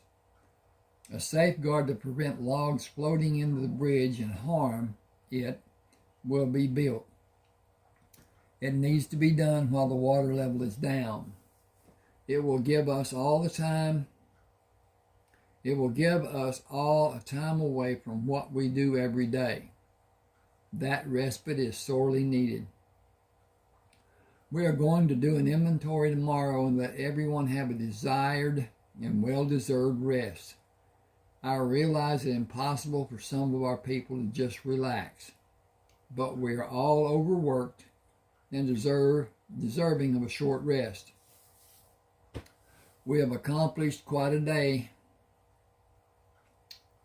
We have accomplished quite a lot today. Secure the tools and whatever needs to be picked up and end our workday. I want to talk to William's crew and see how the sawmill mules are holding up. Jimenez, I could stand a little company. Would you please bring 2 mounts and meet me at the grist mill? We will do a survey of our holdings. I'd purely love it. Who's going to walk over there with you? I must be more tired than I thought. I have become so secure here. Silas, would you mind walking over with me? I wouldn't mind, but there's a woman with long blonde hair that's likely to pull mine out if I go off with you and she don't know where you're gone. And Clarissa is likely to help her. I'll do what you want done, but please consider my hair. Joshua laughed. I had to look to see if Clarissa was speaking to me. You are absolutely correct. I should consider your hair. I should consider my wife and all my family members. I have become too content here. This past year and a half has given me such rich rewards, and I have been so content that I have lost an awareness of the possible danger. The woodsman's sharpness of senses, which I worked so diligently to develop, have dissipated rather than grown. I must reverse the process, for we going into the lair. When we are at the settlement to the south, let us gather all that is needed and sally forth to the awaiting damsels. Silas stared at Joshua. That's more words for me to learn than any time I can remember. Can you say them again when Clarissa and Jeanette can help me? I will do that and even more. I will tell you what they mean as we go to see those two lovelies and give you examples of use in a different context. What do that mean? Context. As a sample, the word mean. How many ways can it be used? I can think of two ways. Mean is a cruel, and mean is in telling what something tells. That telling is denotation. There are more meanings, such as the middle or being neither high nor low, but average. Also a description of a person's intention, what you are meaning to accomplish or trying to do. It is a manner of word usage that shows the context or meaning of the word or even the usage of the sentence. Silas pulled on Joshua's arms. There's a passel of wagons on the road up on the south hill. I see the canvas of 9. Nobody is supposed to be bringing grain to the mill. What should we do? Arm the men and ring the alarm. I doubt that someone would attack from a wagon, but we need to be ready. It is possible the wagons have men concealed inside. We will move toward the wagons and use the trees as cover. Bring all the men who are supposed to come and be certain the others have been given the signal so they alert for an attack. Quickly now. It is probably someone who has not made contact with us or just traveling through, and perhaps they are lost. We will be ready no matter what. The guards have not made an alarm to warn us, so I believe the wagons just arrived. Taylor and James are already coming to the trees, and they have fired a warning. They have not fired a warning. It must be that the travelers seem to be friendly. For safety, act as though they are not. Ringing an iron tire suspended by 2 chains sounded the alarm surrounded. I must be tired.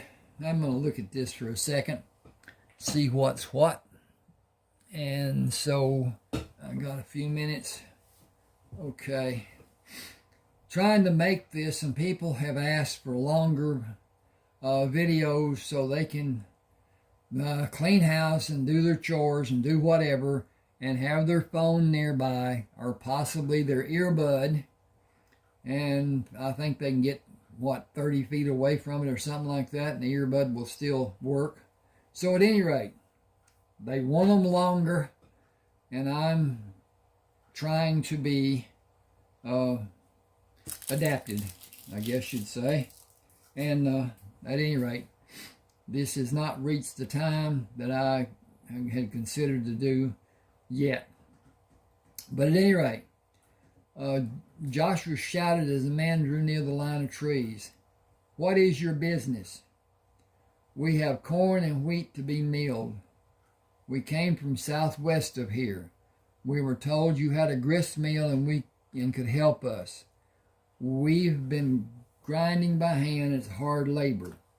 We were told you needed hogs and had brought 8 pregnant sows to trade with some cows and a Hereford bull. You have other things we would trade for, and we have 2 wagons loaded with salt.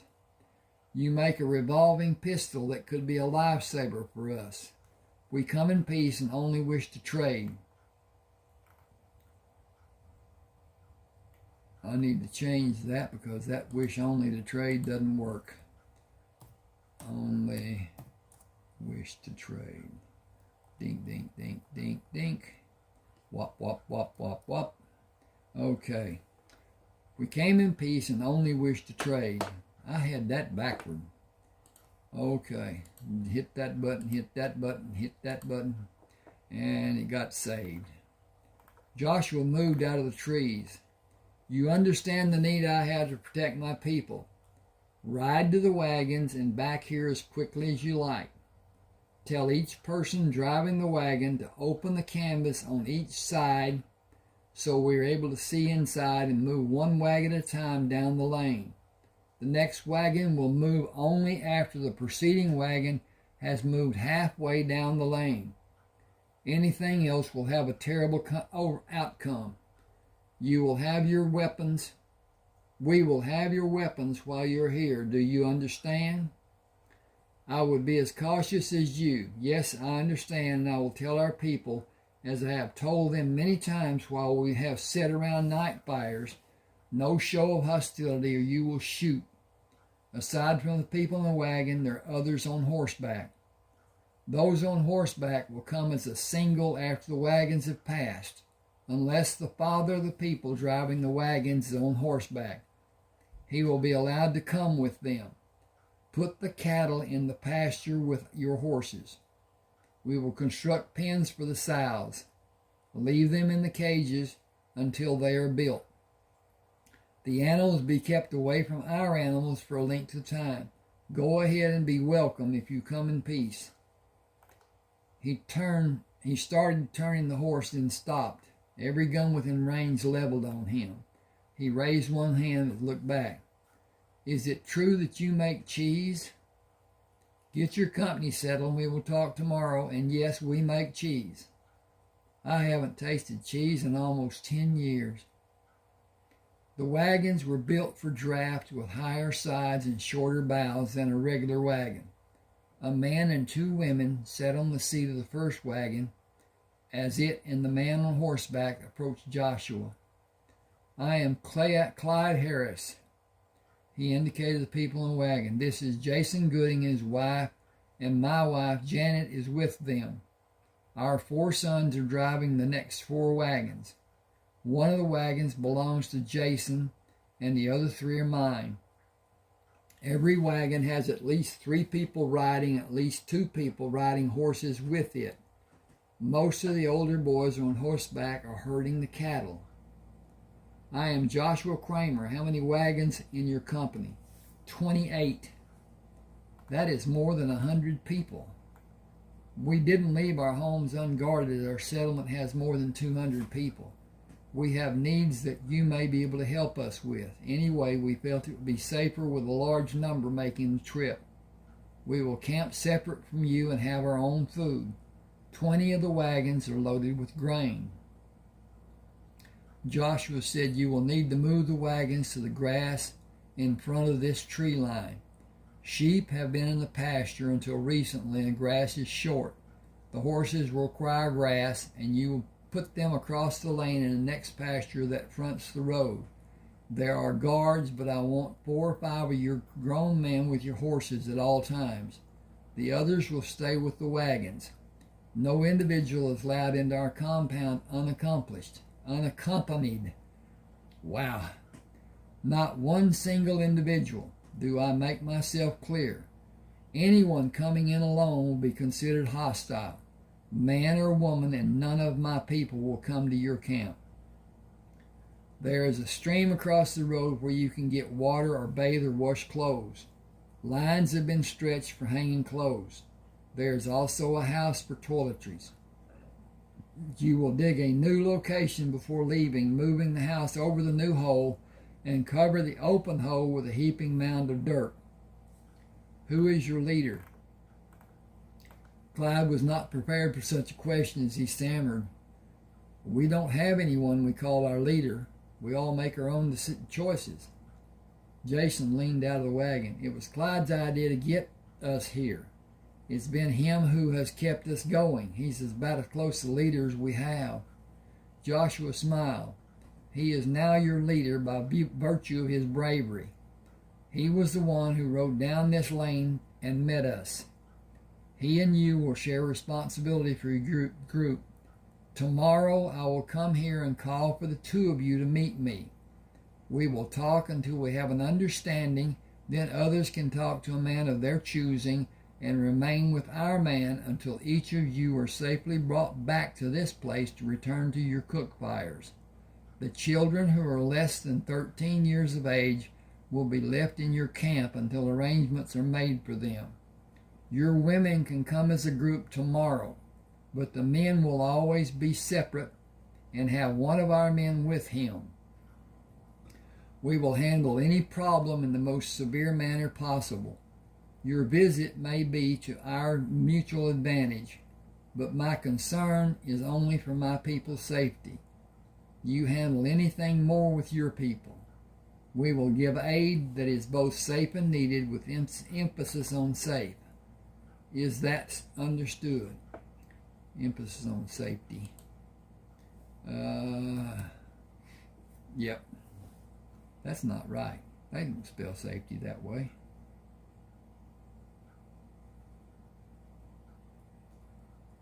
Ding, ding, ding, ding.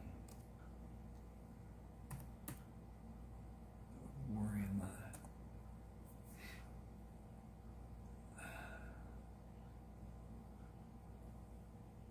Okay. I messed this up. Oh. Okay. Is that understood? Clyde said, I can see you're a careful man and respect that. Not a single person will cause a problem, or he will be dealt with by us as a whole, and in a manner someone might feel it is too harsh. And in a manner that someone might feel is too harsh. I got to change that. That doesn't. Okay. We are separate from you, but we desire good relations with you, and we will be united with you in keeping everyone safe. Joshua pointed to the north and moved his hand over his head in a complete circle. There are watchtowers manned and armed. You are able to see 3 of them. Anything you can see from the point where you stand will have a better visibility from that vantage point. The men have instructions to guard our people and cannot be deterred if something is out of ordinary happens. Instruct your people to do nothing that could be seen as hostile. Man, woman, or child, it would be their last act in this life. Tell your people that by harm to my people, I mean even the... I got to do something with that.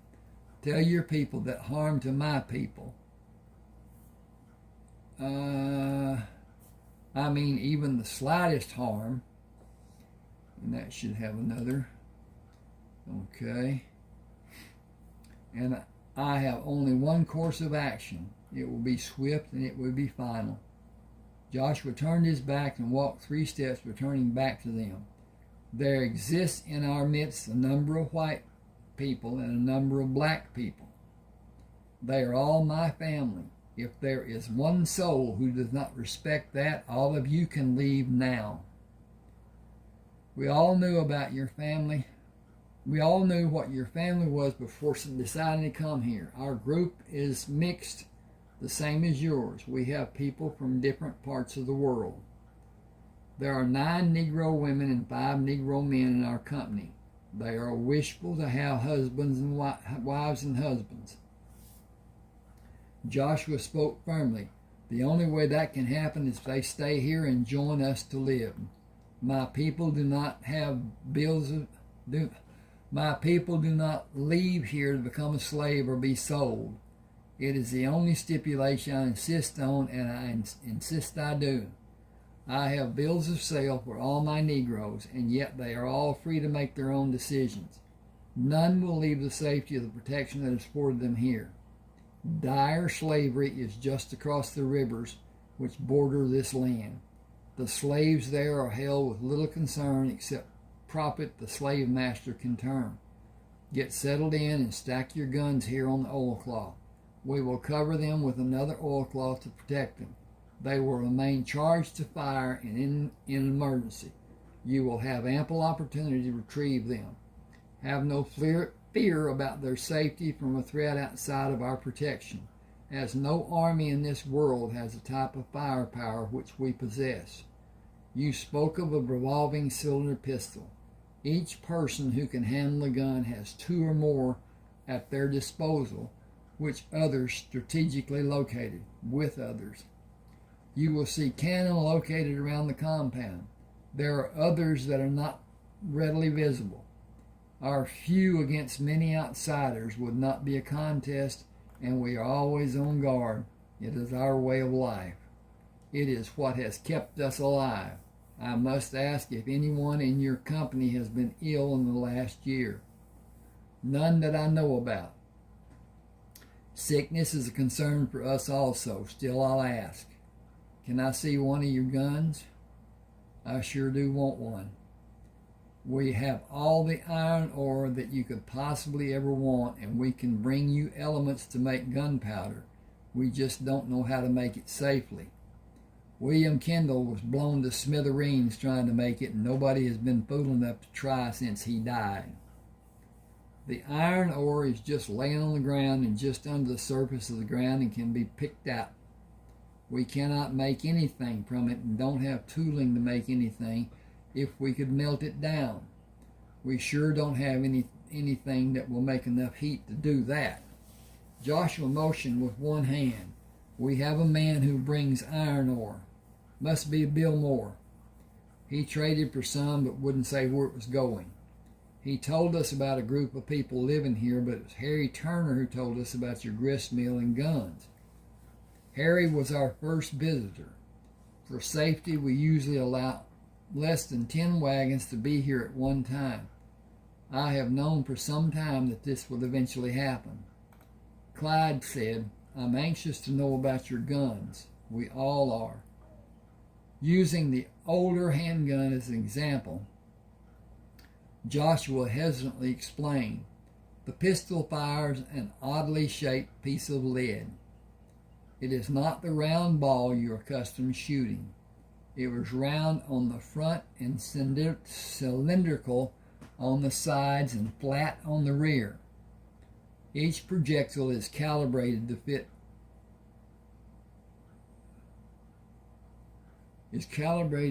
pass through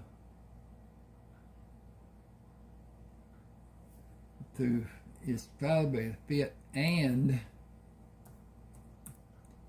pass through the barrel. Bore of the barrel. Whew. The chamber it is housed in has a large charge of powder. The housing pinches down to barrel size and lines up with the barrel and locks into place when it is turned, placing the lead in line and contacting the core of the barrel. There is a reservoir which is sealed off with a thin amount of beeswax, which is covered by a layer of chemicals. The mixture of the layer of chemicals is lighted and in turn lights the powder. The reservoir is filled with powder from your horn, and a trapdoor closes off the powder, which is lighted by a hammered flint. The exploding force is much greater than any gun I've seen. The barrel is bored to twist, and the projectile spins rapidly when it leaves the barrel, giving greater range and accuracy than you have ever seen. Which brings me to ask, how will you reload the guns without powder and lead? We will need to have a large supply of lead shaped to fit each gun, and many of us will need to learn to make powder safely. You know the value of having a gun that will shoot many times. With a gun like that, a miss is not so terrible, and a wounded beast is not such a danger. If I only had a long gun that would shoot more than once, that would be a treasure. Joshua's countenance became grave. The gun will be highly prized, and there will be people who will want to take it from you. Some will use any means necessary to have it. We spoke about that and devised a plan to leave our homes, to visit other places as a group and never alone. A man alone could certainly be killed for a gun like that. Joshua considered the plan to be weak and warned. There are several men who do the iron work and several who do the casting and machining. I am the only person who knows all the mechanics of making the iron, casting the pieces, and machining the final workings. It would do no good for someone to abduct anyone but me to learn how the guns are produced, and I would die before telling. Too many lives are at stake.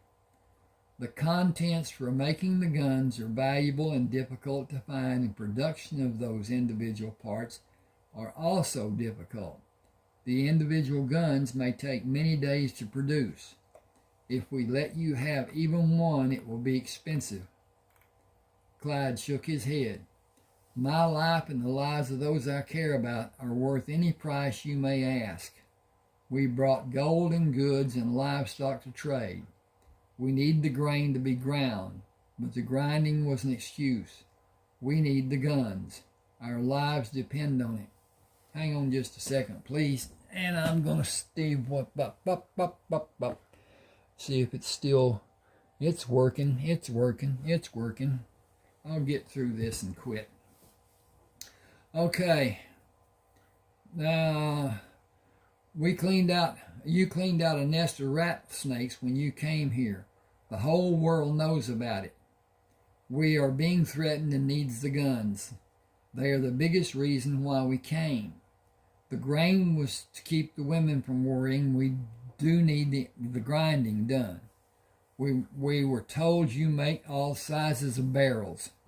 We will need to have barrels from you to take the cornmeal and flour back home.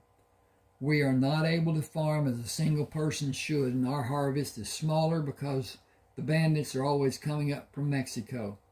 The guns will give us the safety to be in adjoining fields and be able to come together and defend against them. They have many guns, but 2 of your guns will do more harm than 8 or 10 of theirs. One skirmish and they will leave us for easier pickings. An armed band to rout the murderers has already been discussed. They would be paid to travel the ranges and find the bandits. A collection from the people would pay them. Mexican bandits will always be a problem just because we have more than they do and simply because some men would rather steal than work. A strong force is needed to put fear in them. 30 of your guns will do that. It is more than we will be able to let you have, only 10 or 12. You can come back in a few months and have more. Clyde said, it's what will have to be. We hope to have more. Half of the wagons carrying grain have the bottom quarter loaded with iron ore. It is little for you and is much for us. If we cannot get the guns now, we are prepared to leave the ore as a start toward that end. We are prepared to leave men to assist in producing them. We will do almost anything to get the guns. We need firepower to stop the bandits, or many of us will die. He stopped and looked at Joshua.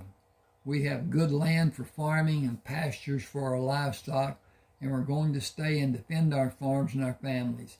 We will take whatever guns we can get and be glad for them. A man having 2 guns to shoot, using a man to prime the extra gun will be enough against a small band. The bands have become larger and braver. We will in time become stronger in firepower and turn away any force that may come. Will you fashion cannons for us? I was going to suggest it. Do you have a tower or hill to fire from, and do you have someone who is schooled in the workings of cannon?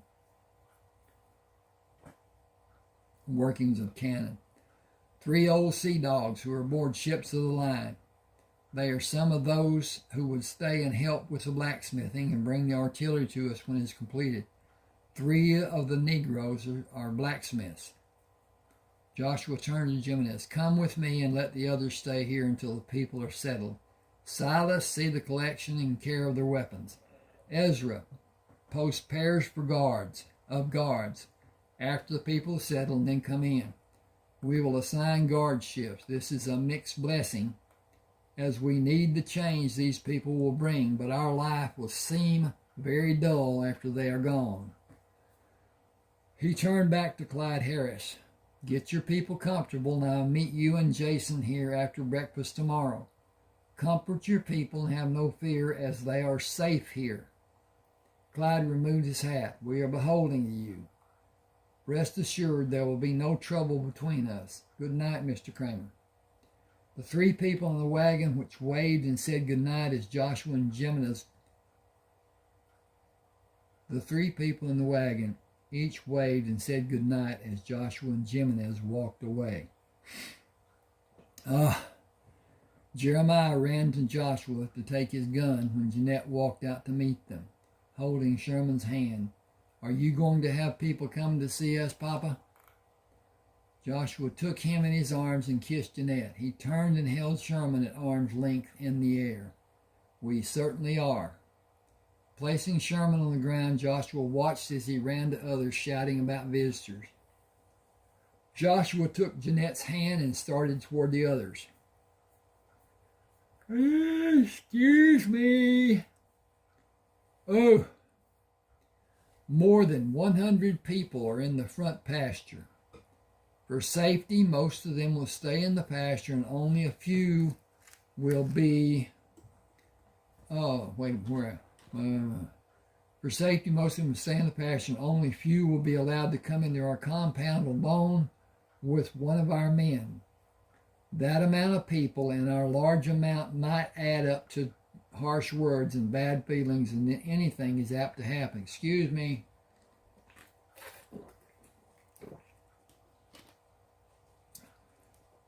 I said I would allow the women to come in as a body, but I felt it was best to shelter all of you from the men. There are 14 Negroes among them. All 14 are searching for mates. 3 of them are blacksmiths. The main reason the people came was to trade for our guns. I refrained from speaking about the long guns. We will keep them from sight while those people are here. She pulled Joshua around to face her. You know my feelings about helping people who are in need. He took her other hand. The long guns are a danger for us if they are in the wrong hands. They aren't if we are here, because we have the advantage of the towers. The only advantage they give is the great distance they shoot, and they need to be supported to have accuracy. Anything less than their length makes them a burden. True, but we will not always be here. We must sell the timber products and whatever extra we have, and that means we will travel. We're going to let them have different size cannons. They will be a strong threat to a large group that is tightly bunched. It is all we can safely do. She persisted. Even though it might mean we come into danger, I would rather save many lives than be selfish and save my own. I will meet those people in our life after we leave this earth and be required to justify why I did nothing to save their lives and their children's lives. Will I turn to my husband and ask for an answer? I know the responsibility I bear. Who will I answer to when the great book is open? The people I wronged, or if I do not allow the purchase of weapons, or my own people for allowing the weapons to be used on them? I conceived the monsters. I sought the material to form them. I alone bear the guilt of commission and omission. We will have the evening meal, and then a council with the people who are at the tables, and then those who come in for a late meal. We will let all of the people voice their opinion. I will still bear the guilt in the final outcome as head of our house. Excuse me. Will you stand with me and make it our decision and not mine alone? Jeanette was firm. I will, but let us put it before the whole group and see what each have to say. Then you and I will bear the guilt by making the final decision for us and all our people. He said, I will do that, but only after everyone understands the grave danger of allowing dishonest people the possession of our guns. There was much talk at the tables about the visiting people. Joshua ate lightly and then stood and walked around the tables. We have a decision to make. The new arrivals want guns to defend their homes. It is an admirable endeavor and one that I applaud, while I wonder if that is all they want to do. The founding fathers of the United States some 50-odd years ago were upset about taxes levied on the people by the British government. It turned from protest to war, with many people being killed. If either side had been able to use the weapons we have, it would have been a one-sided fight, and it would have been short-lived. Neither side thought to have smaller cannons to have an easily handled weapon. Neither side had handguns that would shoot more than once. Neither side had guns with a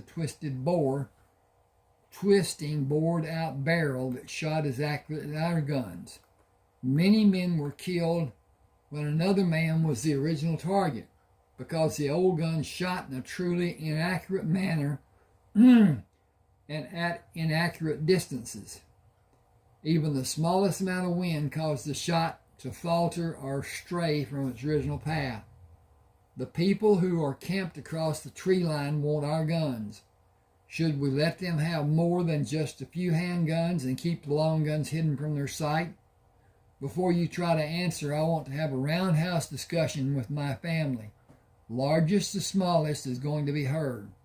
Missy, will you come to be with me? Sherman may join us. Each child we come to may join us.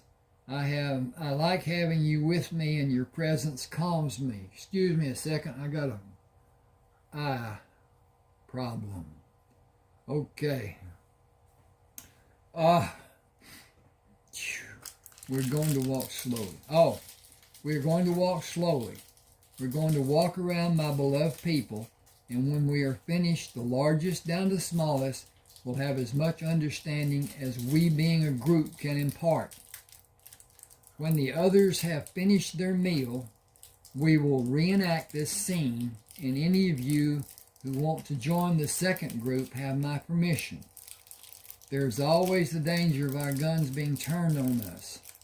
It is always the danger that one of our guns could cause the death of a person or our family be blamed for the death, and vengeance needs satisfaction. Vengeance in that case is defined as vindication. A person needing to kill those responsible to satisfy the dead person. Hang with me just a second. It could be that the guns will be taken from those we allow to have them, and the new possessors. I thought processors. The new possessors will come here to gain more guns. We would all be in very grave danger.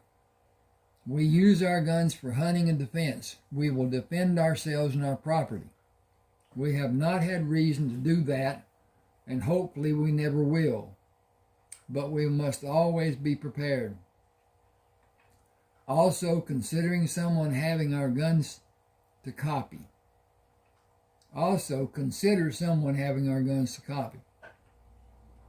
We are the only ones possessing the ability to make the individual guns. If we allow others to have the guns and reproduce them, it increases the threat to our safety. With those thoughts in your mind, we come to the plight of our visitors. Bandits are coming against them. Most of them are Mexican. The people want our guns to ward off their attacks. At least that is what they told me. I have no reason to not believe what they say is true. I have no reason to believe what they say.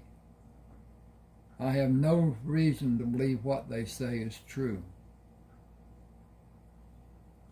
Just a minute. I have no reason to not believe what they say is true. I have no reason to believe I have no reason to believe what they say is true. Okay. I have no reason to not believe what they say is true. I have no reason to believe what they say is true. Missy stopped in front of. Yes, Missy, I made what seems to be conflicting statements. And I'm glad you're listening, as others most certainly were. I have no reason to believe anything. Not pro or con, or for or against, or yes or no. Whereas if I believe and do not think for myself, it is myself I am fooling, and the person trying to lead me astray has no hard labor to make me believe. I would rather make that person trap himself by delving into the story and have it be told over and over than see if he mentally trips by telling it differently than it was previously stated. That is the problem with an untruth. It is difficult to tell the same untruth several times the same way. Just as Missy caught what I said something that seemed wrong, the tale begins to sound wrong, if it is, and the story is told over and over, it becomes quite clear as being less than true, or wholeheartedly true, or wholeheartedly untrue. If one part seems foul, the whole story probably is. The people come telling that they are under attack from bands roaming the country, yet they are here and not protecting their homes. Excuse me a second. I've got a tiny problem.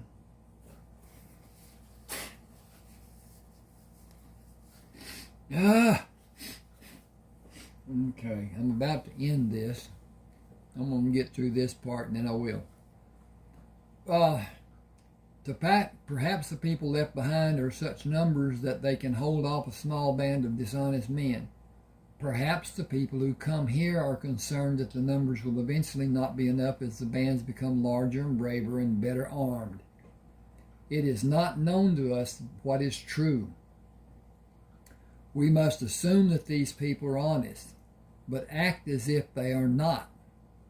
Good judgment dictates that we protect ourselves. Kindness dictates that we give all the help that may be needed. We will now address the problem so everyone may better understand the complications. We will call the short-barreled guns just guns, and the long-barrel guns that name, with the handguns that name. Jacob, how far will the gun shoot with accuracy? I'd say 1,200 paces or thereabout. Some of us can hit a target that is farther away by raising the barrel after we have sighted the target. How far will the long gun shoot with accuracy? Twice to 3 times that far and farther by raising the barrel. But to use your word, it is all predicated on the amount of powder used and how much pressure a person can bear up to with the recoil.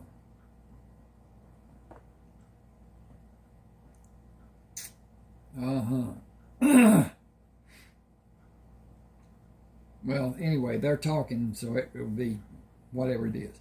The longer gun will shoot 24 to 3,600 paces.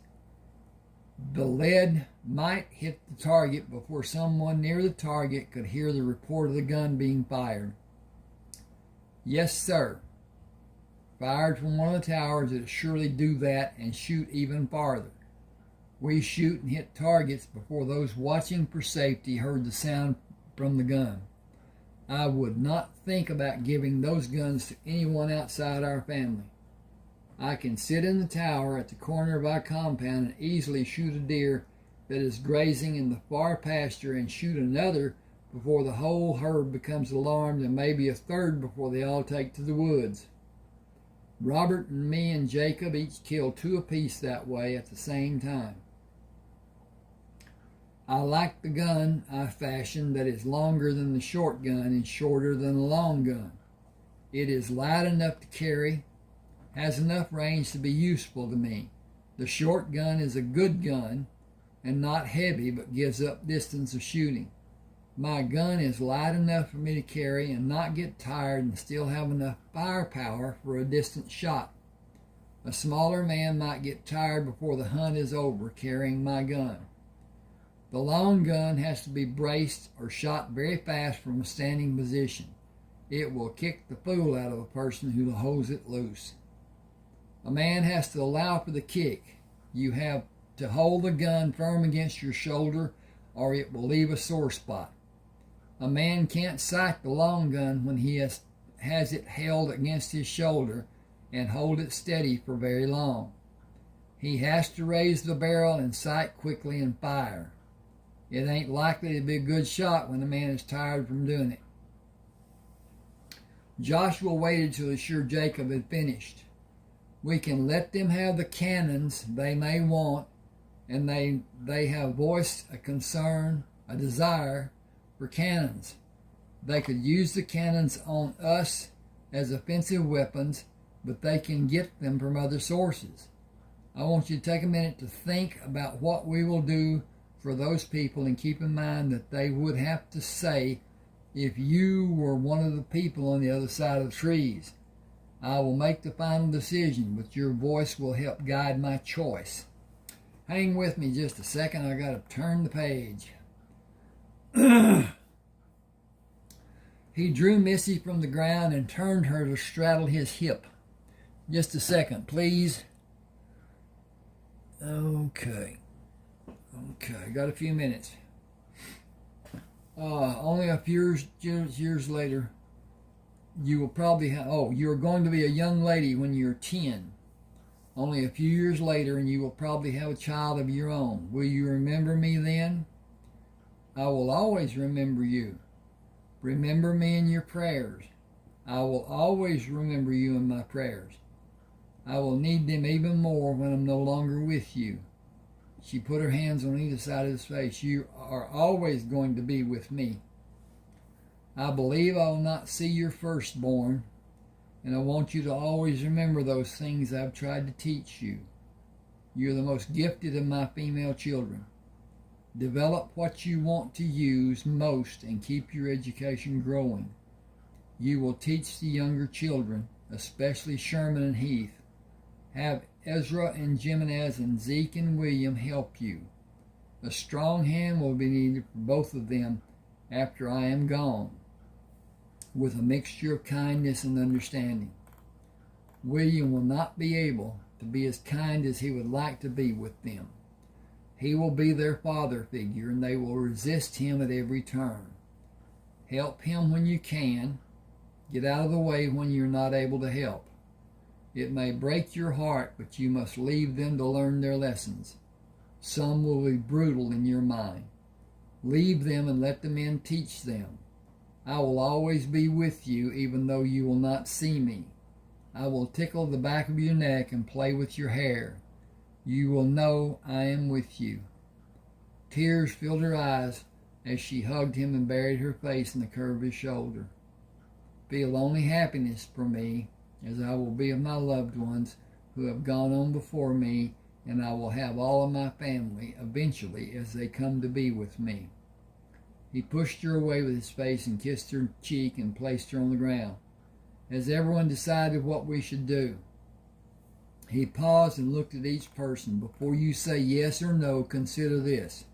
What if after the bandits kill all the people in that village because we did not give them weapons, because that giving would be dangerous for us, they turn their horses and ride northeast, and what if we are the next target and we're caught off guard, or there are so many we cannot defend against them?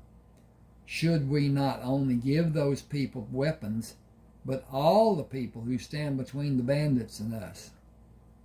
He turned and bowed to Jeanette. My beautiful wife will stand with me and address you. Jeanette handed Heath to Joshua. I have bitter news that is not related to what we were talking about. I am gaining weight. She held her hands on each side of her abdominal area, mostly here.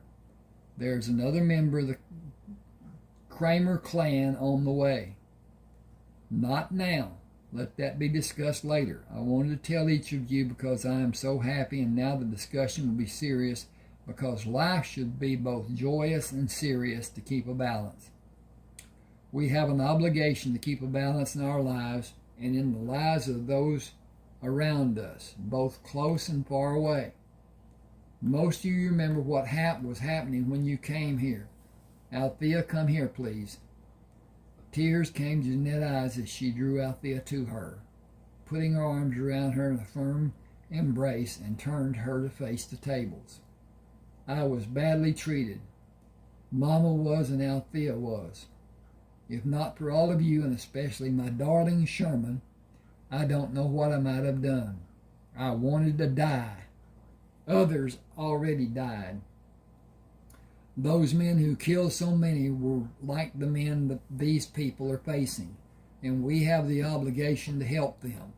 If not to give them guns to use themselves, and send our own men to rout the bandits. Oppression cannot be tolerated in any form. I have never spoken of this, and only speak about it now to help you see what you have been given and what I have been given, and why we must give in return. Joshua sacrificed so much for each of us. Jimenez said it so many times that I will give way to him after I speak about one other thing. It was fear that someone I loved was going to be harmed that caused me to not fight but allow those men to harm me. Let wisdom guide your thinking, and stop fear from spurning your thoughts down a path of no return. Give strong thought to the price we all must pay for being human and not being like the animals. We live with danger, and those people do also. Let them be our first line of defense by giving them the means to defend themselves. Jimenez moved to Althea and Janet and embraced them. He turned to face the tables and drew himself to tower over everyone seated and standing. I've been sore used by a mean man. He be mean to me, he be mean to Clara. Joshua saved us. He done treated us like a brother and a sister since he bought us with his money. He done bought us with his love so many times since that time happened. His life been our life, and we be free 'cause he done paid for our freedom. If he'd been of a mind to chain us and beat us and treat us like them slave owners in Virginia and Ohio treat they slaves, he'd have had the right, and we would have bowed and scraped. He can do it now. Don't be afraid what kind of life we might had if and he not be the kind of man he be. I was laying in my own blood, and my master was near to shooting me. Joshua bought a near-dead man, and then bought this woman who put up with me for all these years. My children's had a grand life 'cause he be who he be. You all has a grand life 'cause he be who he be.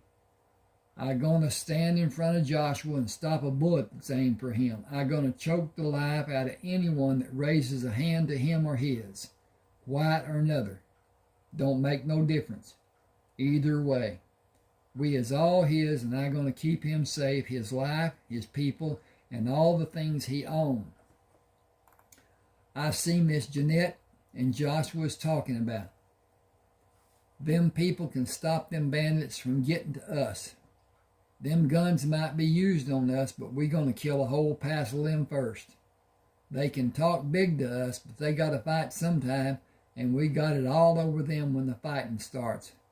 My say be to help what way we can, all the ways we can. I've been afeard of a lot of things in my life, but I ain't never let fear stop me. That's all I got to say. More can be said in the morning. Think on it till then, and think like it was you who's needing the guns, and think like it's you has got the last say. Now, you that's relieving the guards, go do it and stay together. Got a full moon to see by. Signal and hold quiet. Be a ghost and making no noise. Something wrong, fire a shot, and we're going to be there before the sound from the shot fades away. 1 second after you shoot, you best not be there no more. You be gone from there. We're going to handle it after that. You that's crossed the road, if something happens, move to defend them people till they get there, till we get there. But you be watchful for them too. Some of us going to be up all night. You know what the signal be if one of us come checking on you. If you don't get the signal, move away till you know what's happening. Use them trees for cover and signal for others to help. Keep safe and keep them around you safe. You got garlic for the critters. Remember and eat it. Better you be biting, for they be biting you. Be mindful of these bears and such. The two of you got 8 shots to kill anything that comes against you. Break and reload and be ready for more. We're going to pick up the casings when it be light. Keep in mind how some of us don't stand watch like you does. But we are here and ready and watching too. Now, get and come see me when you was relieved in 2 hours. As the relief guards moved away from the table, Jones took his seat. Mark my word, the whole lot be saying to give them people the guns. They knows how safe we be from bad men coming against us, and they been taught since they was old enough to walk to show kindness and to help. They all gonna say for us to help, all of them, mark my word. William came from the sawmill and led the group who had been standing guard to the tables, taking his place across from Jimenez. What's all the talk about guns and the new people? Joshua waved his hand. Quiet, or all the men will do is talk and not eat. Tomorrow is going to be an exciting day for most of us, and we all need nourishment. I'm going to stop here because it's long. Yes, it is. And ask for your subscriptions to my channel. Hit the like button. If you want to comment, share would be a great thing to do. At any rate, the channel is building somewhat. It's not what I'd like it to be, but it is. At any rate, you got my email address and whatever, if you have a mind to. So at any rate, I'm gonna leave do a short and leave what's this is called? Something. I guess it's going to be redone on here. Okay, thanks for being with me. Uh-oh. The hell of it. Oh.